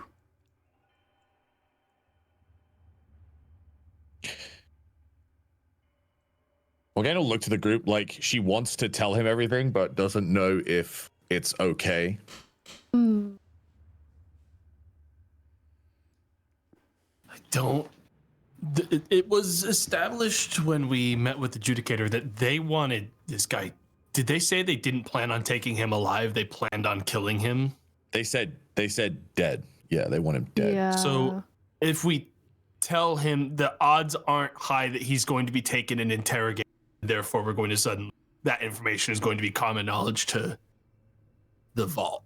So I don't think it'd be the end of the world to convey him information that you think is relevant. Yeah. I mean, Carlisle's welcome to tell him that. Yeah. I think he's leaving it to you, but he'd kind of give you like a nod, reading that that's kind of what you're trying to get out of this. Our orders weren't to bring you in alive.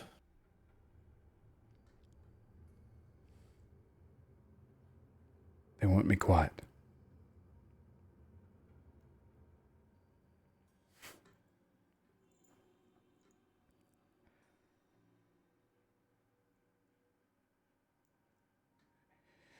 If my death serves a better chance of you getting closer to them, I would willingly throw down my life for you. I sought answers, not orders. My companions and I are tasked with greater purpose, to visit the vaults. I intend to go to the Dread Vault one way or another.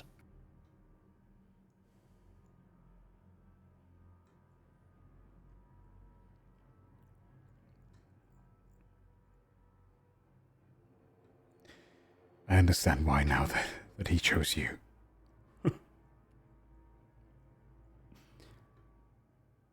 I assure you it was dumb luck. That's what we needed then. But I imagine it's closer to faith. And somewhere between chivalry and potentially madness. If justice is inflicted with something, it might be dangerous that he's out there. I don't know what he would be doing, but I imagine you'll get answers. Shh. My cousin is paranoid. If you've slipped away from her before she's come, She won't be far behind you. What of your squire? He looks back to him. I don't want him involved in all this. He came to me out of a sense of duty. This wood changes you. It makes you... The things you desire most, the longer you spend here, start to become prevalent. When the wind changes, you have different needs. Sometimes you'll be angry and want to be vengeful against those who have wronged you. Sometimes you'll take all your rations out and eat them at once, and all you can think about is consuming and being lazy and doing nothing more than waiting for your end. It changes constantly, and he is not... It's better and easier to travel alone here.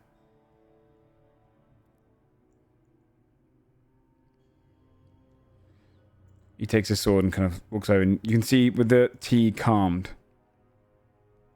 he kind of walks over towards him, kind of slices through the ropes and binds, helps him kind of lean up, his eyes a little bit long. Salud. He turns over towards you again, and the other says,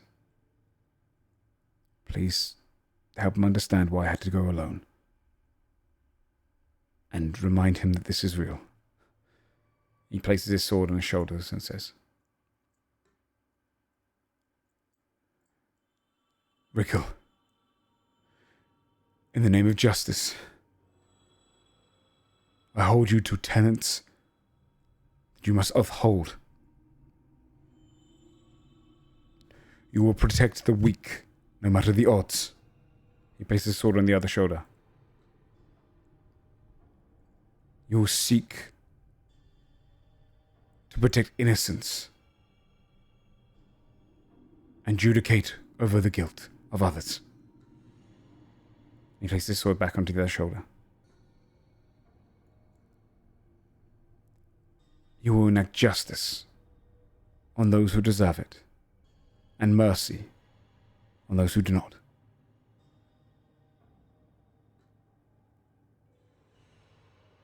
I name you Sir Rickle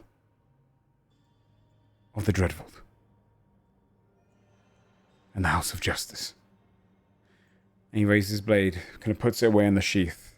Rickle's kind of drugged out, so his eyes kind of flick back.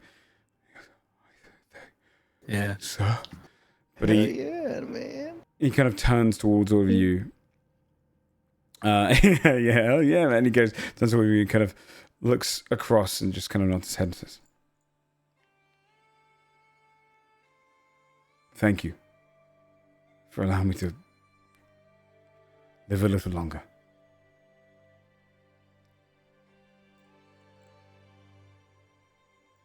My cousin is dangerous.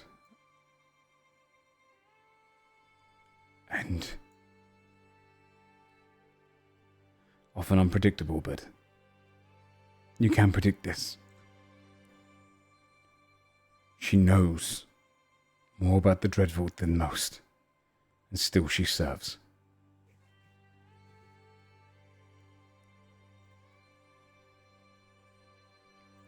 The love I have for my family asks for you to be merciful. But my faith, and my sense of duty, and what is right asks you to stop her, if you're able.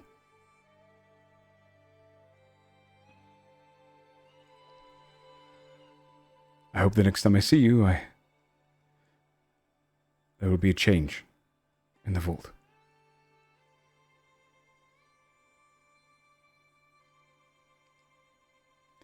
Thank you, Sir Morgaine. Thank you, Sir Larian. He nods his head towards all of you. And your companions as well. Keep your heads held high. And be accountable for one another in these woods.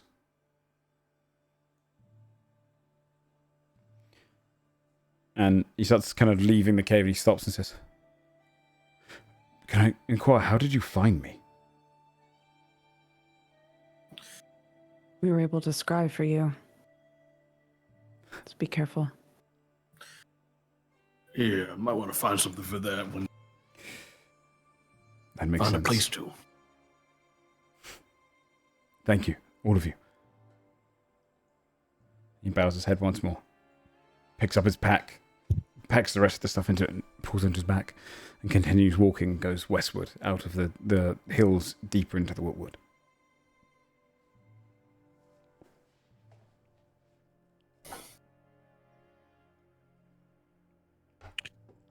Well, any ideas on how we get out of this mess? Not so sure. I was trying to explain to Carlisle the way that a lot of good lies work, which is we tell mostly the truth and leave out the things that are inconvenient. So we went ahead to scout. We have a companion who has spent a lot of time in these woods, and we thought that we could get some information. We found the cave. Inside, we found his squire, and we are now coming to them with that information. Very well. Yeah. I mean, you say we barely missed him. Who knows? Trey says that he was here. Squire tied up. Makes it look like the squire was not with them. Should buy him a few hours. Yeah. If we retrace our steps, we'll probably bump into them anyways. Okay. Get back to camp and out of this place at least for a little. Yeah. Okay, so we will walk back The way you came. the exact way that we came, assuming that they are tracking us. Yeah, and it isn't long. Quicker than you think as well. Showing how kind of immediately somewhat paranoid they were. It's within the first 25 minutes that you'd come across them. You can see they slipped away fairly recently after you did, but you guys moved much, much quicker than they did. But they rolled pretty high on their survival, so they are not far behind you by the time that you kind of come down. You're outside of the hills area, and you kind of get to just the point where it started climbing towards the hills, and you can see the kind of small group of them traveling through the snow, following your tracks and kind of checking to see if it's the right ones. And you'd see... Yeah? Sorry. I would like to make sure that I'm feigning a lot of relief at seeing them. Okay, give me a performance check. I feel like we were legitimately coming back to we have information. Carlisle just kind of stealth hide in the back of the group, get out of there. You also have inside them. You'd see the four kind of custodian guard of her, kind of behind her, along with 5 of the enforcers. This kind of the remaining force. They kind of sent their full group here, realizing you guys would get kind of close. Okay, what do you roll on your performance? Yes. Bobby boop. 28. Nice. Okay, yeah, very nice. She kind of catches wind of Tech's expression and then begins walking up. And you can see there's an element of, they go from this kind of not necessarily stealthy, but very track-focused, move with a bit of a plan. All of them kind of pushing through the snow pretty fast, just slowing down when they see you, and they kind of walk a little closer. And you can see she kind of steps up forward. She's got kind of a full armor on. We were following your tracks. We believe we might be able to find something. You did? Sorry, I don't know if it's more decorous for Sir Morgaine to speak with you. It matters not, as long as Sir Morgaine vouches for what you say. We believe we found where he was staying. Good. Then we are close. Where? This way. Yeah, she would follow through, wandering after your group up towards the Have we cave. got the apprentice like slung over his shoulder or something, or is he still in the cave? Yeah, I would if we wanted to, but I assumed that we would leave him in there as though we literally maybe were just scouting. leave him. Like, we don't know what's in there, but we're pretty sure. Found him, that's where he doubled was back going. to go get them.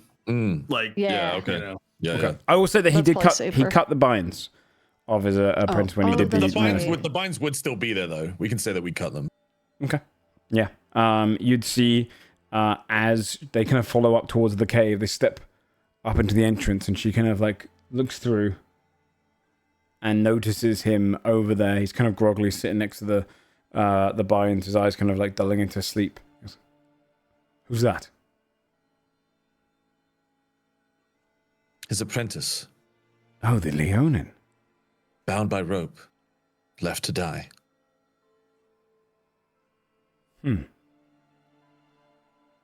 Roll a deception check, Morgan. I'll give you advantage. She has no reason to distrust you here. Deception, you said? Yeah. 19. She nods her head. He looks groggy. Good. She looks at 2 custodians. We'll bring that bomb back with us. I'm sure we can get some information out of them. Good. God. Oh, we'll Glad we drugged him before we established anything important. She looks at her belt. Looks at a knife on her belt. Let's do it here. If it's recent, then we should be able to catch him. All right. Oh my god. And she kind of starts walking around towards him. You got anything to deal with this fatigue? She looks back towards you, Carla. Oh god. Well, I can take a look at him. Good. I want him right of mind. Great. Dude, you gotta make him worse. Yeah, I mean, You gotta fuck him up. Let's see, this tea here is usually pretty good at getting people back. can I do like a medicine freaking deception check here? Like sleight of Just hand or basically something. give them something that looks like it's helpful, but is just Yeah. more Double dose of the of same tea. thing they're already on. Yeah. Great. To 26. Basically, all Carlisle wants to do is either make it slightly worse or keep them at about the same, so he can be like, it's like this, whatever this is has to pass naturally. Yeah. Should take it, and can I pass it back to him? He goes, feed it to him. Okay. Carlisle will. Some of the enforcers come in. She goes, "You 5. Follow the tracks. See if you can find any tracks outside. This fire is still lit. He's nearby." And they kind of nod their heads, head out. You know, looking at it here, it may look like you may need to, at the very least, get out of the Wiltwood. This place does kind of do things to your head. If you want to get any kind of information, might do you more good to get back to camp first. Medically speaking. Roll a persuasion check. I'll give you advantage because she's believing you. This is basically her listening. Would she listen to a doctor's advice here, or does she not care? You do have advantage. I figured it didn't hurt to bother doing this either way, since it is advantageous for them, but there's not much else we can do. Nat 20. She goes, Nice. she goes, Holy shit. "A fine plan. We need to have him in right mind." She looks to one of the custodians. "Supervise the enforcers. 3 custodians is more than enough to protect me. Besides, I can do it myself. We're going to bring this one back." She nods to 2 of the others. "Drag him with us. Rebind him." And the 2 of them kind of go up there, kind of wrap rope around his arms, and they kind of lift him up. Although I'd imagine they used manacles. They used kind of like tightened manacles on him, locked in place, and they'd carry him.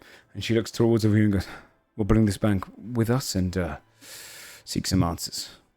Good. She looks towards you, Mr. Morgan. Are you going to come back with us, or are you going to go hunting?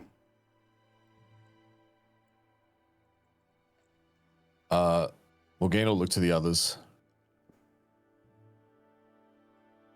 We were going to go back, weren't we? We were Do going we to want to go back with them? Is the question. Trying to think if I have something cool for this. Oh. I'm just checking one thing. No problem.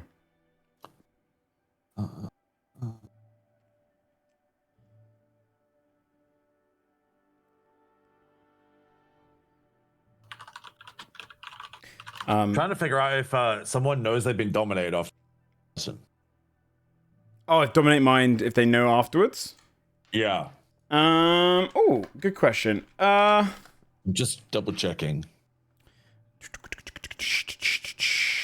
Why doesn't that come up? Dominate. Dominate person. They have the charmed condition.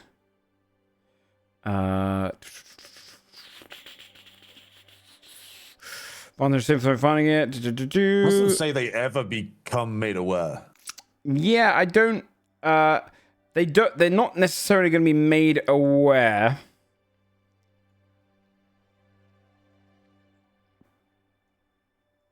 No, it doesn't say that they're made aware. Other ones do usually.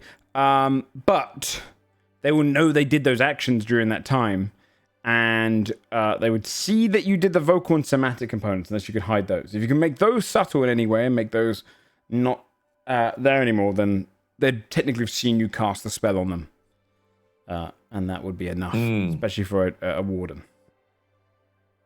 Yeah. I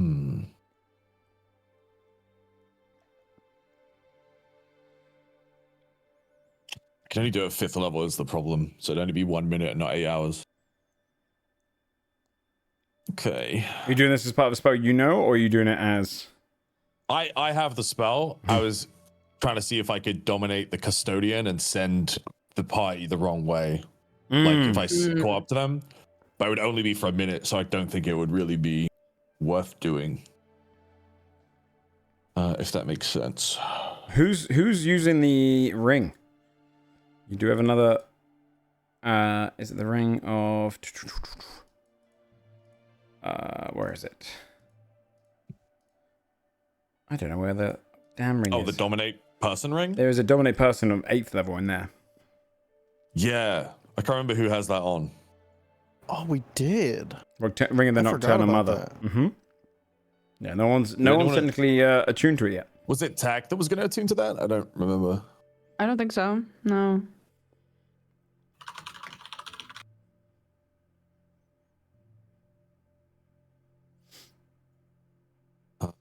Wait, let me see the item. I can tell you the portion of it. It's you... yeah, I'm looking at it right now. Because that doesn't have spell components, so you could technically get away with it with that one. Yeah. Damn. It's just in our pocket, huh? Yeah. Yeah, you got very powerful dominate person spell on there for sure. A legendary ring, eh? yeah. Okay. Yeah, it's a once a day powerful dominate. Who would be person. carrying the ring? I feel like Carlisle carries anything that's not attuned, Carlisle has in the bag. Pretty much. Morgane would say, I'll hunt, and then would turn to Carlisle and say, I need to borrow that ring we found. Okay. Can Carlisle kind of sleight of hand slip this to Morgane without it looking like he just gave them some magic item out of a bag? That is a 30. Yeah, you can slip it straight into their finger if you want. Morgane would have the Ring of the Nocturnal Mother. It does take you, I believe, attunement is 10 minutes, so you'd have to spend 10 minutes attuning. So I would basically catch up. I would follow the footsteps of the group of soldiers, and while I'm doing it, I would basically go at my own pace and just attune to this ring until it felt like I could wear it. Okay, yeah. Let's say you catch up to them after 20 minutes then, because you've got to kind of keep it slow for attunement. Okay. You finally catch up to them. You see the custodian they keep their helmet on, their kind of cloaks off, and they're kind of leading the party. They're searching the tracks. They find kind of some footsteps. They lean up. They look to you silently, and you can see one of the enforcers that doesn't like you. We're being joined, are we? Kind of turns ahead the half-orc, and they're kind of looking down, checking the tracks. I think when I'm about 90 feet behind them still. Oh, okay, yeah. I'm gonna try and hex the custodian. Okay. Just under my breath. And I'll hex, I believe it's wisdom. I'll hex wisdom. Okay. And then yeah, I'll catch up to the group. Okay. And you catch up to the group, and they kind of look at you a bit confused, and you can see the custodian kind of turns themselves towards you, their face hidden behind their mask.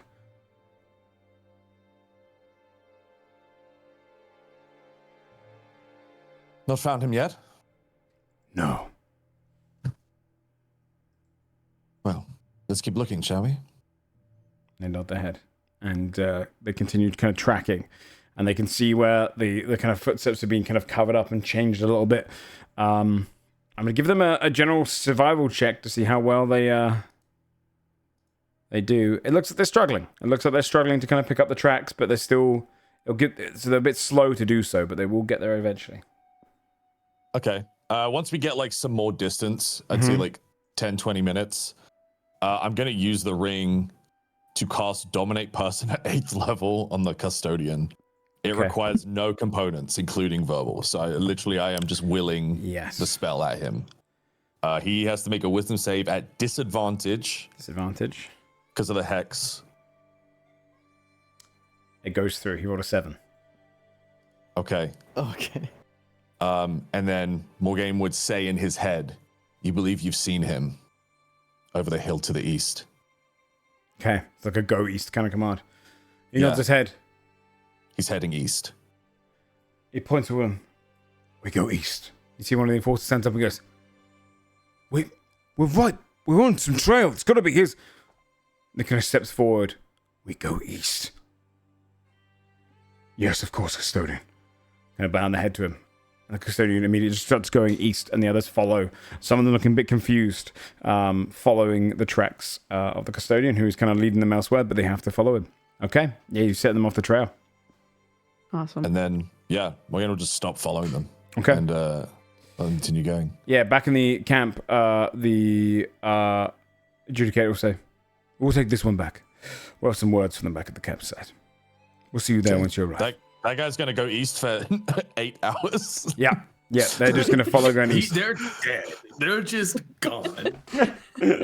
Yeah, this is not going well for them.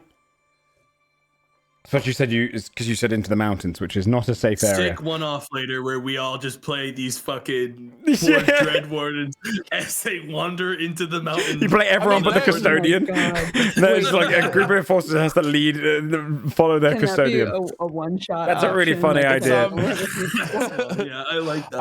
I have a telepathic link, so I can recall them at any point. So I guess like after like an hour or so. It's up to you. Like, the trail's gone cold. Okay. And have them head back. You don't have to show them mercy, Morgaine. No, because it needs to look like they tried to find the guy and couldn't. Not that they got lost in the woods and never came back. Yeah, in fact, I didn't even realize how strong that thing is. You can command someone from miles away now, and give them orders. So that's pretty sick. You'd be able to head back to the campsite or wherever you want to go. She would leave you. If we went west, I would send them south, because otherwise they're just doubling back on themselves, I suppose. That fair. Would make more sense. Yeah, that's fair. You can send them south. If that's the case, then you're left by the adjudicator. Where do you guys head to? Where's your next? Back to camp. Back to camp. Yeah. Okay. Well, we'll finish up around this point.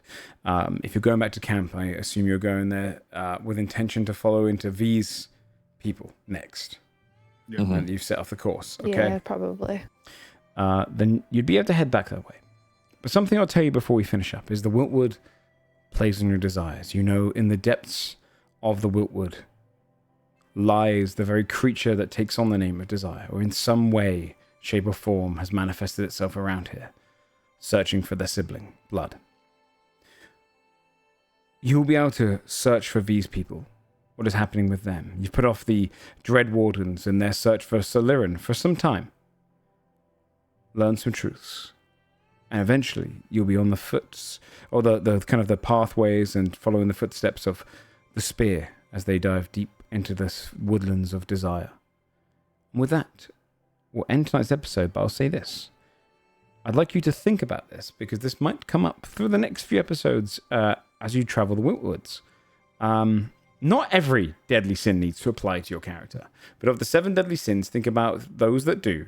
I'd say try and pick up, be honest to yourselves. If they do have every single one in some manner, then they'd be affected by them. But I'm not going to force, e.g., lust on a character that is not lustful.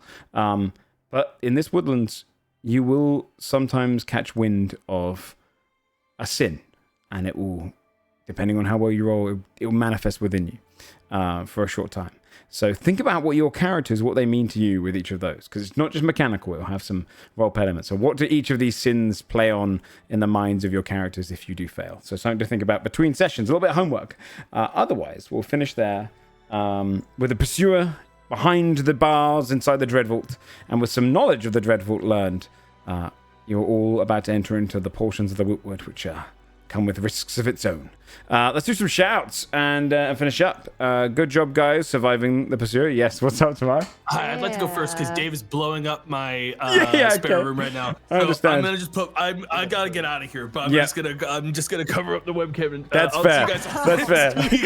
Twitch.tv/ tomorrow. You might hear him on Dave's stream. Sam, do you want to take us next? I mean, not really, man. Okay, sorry. Okay, Twitch.tv/Strippin. You can go and check him out there. Big episode for him as we get to. I'm excited to go into the Dreadful portion. It's gonna be sick. Good job, man. Dodger. Hi everybody, I'm Dodger. I just want you all to know that Sam and I, in a rare form, we went and got breakfast together at one point this week, and the second we sat down, he was like, "So what the fuck about this fight that Joe's making us do, huh?" Literally the second we sat down. Yeah, that's Anyways, awesome. I stream every day at 11 GMT. Come hang out.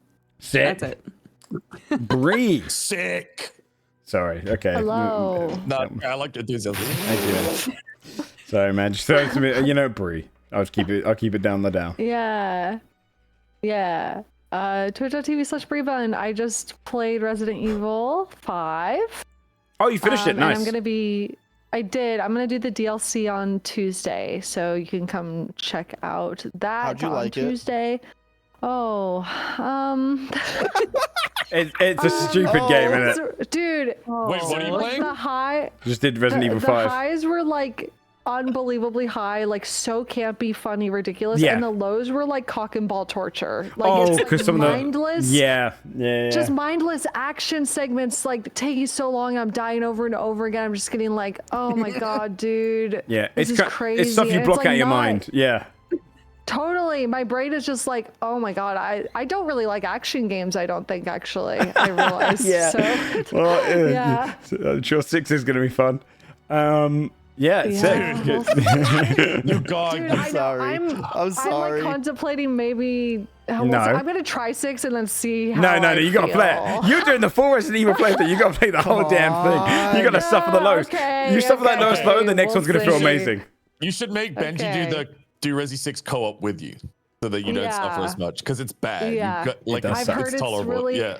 People were just like, "Oh my god, if you're struggling with 5 because of these reasons, you're gonna fucking die." It's like everything you liked out 5 is gone. 5 is the bad version of 6. But it will make you appreciate 7 so much more, for sure. It's, I'm sure. It will. That's sick. I'm sure. Shayne. Gang, I'm so fucking back. I'm doing a stream for the first time in like a month. Doing a Zelda randomizer. Sick. Back to my roots. Gang, I'm so back. They've added so much stup. You do every week is rather I'm away for a while, and then the week after I'm back. I'm so doing the hardest thing you could possibly imagine. Yeah, true. Yeah, Let's fucking crazy. go. There's a Patreon if you want to see behind the scenes. There's a lot of stuff that'll be coming up there. Otherwise, we'll be back for episode 103 next week. We're diving into the Wiltwoods. Lots of fun stuff here. Lots of depths of the characters, and also some conclusions to stories that have kind of been teased for a long time. So we'll come to those next time. We'll see you guys there for episode 103. Thanks everyone for watching, and thanks everyone for playing. See you next time. Bye-bye. Bye.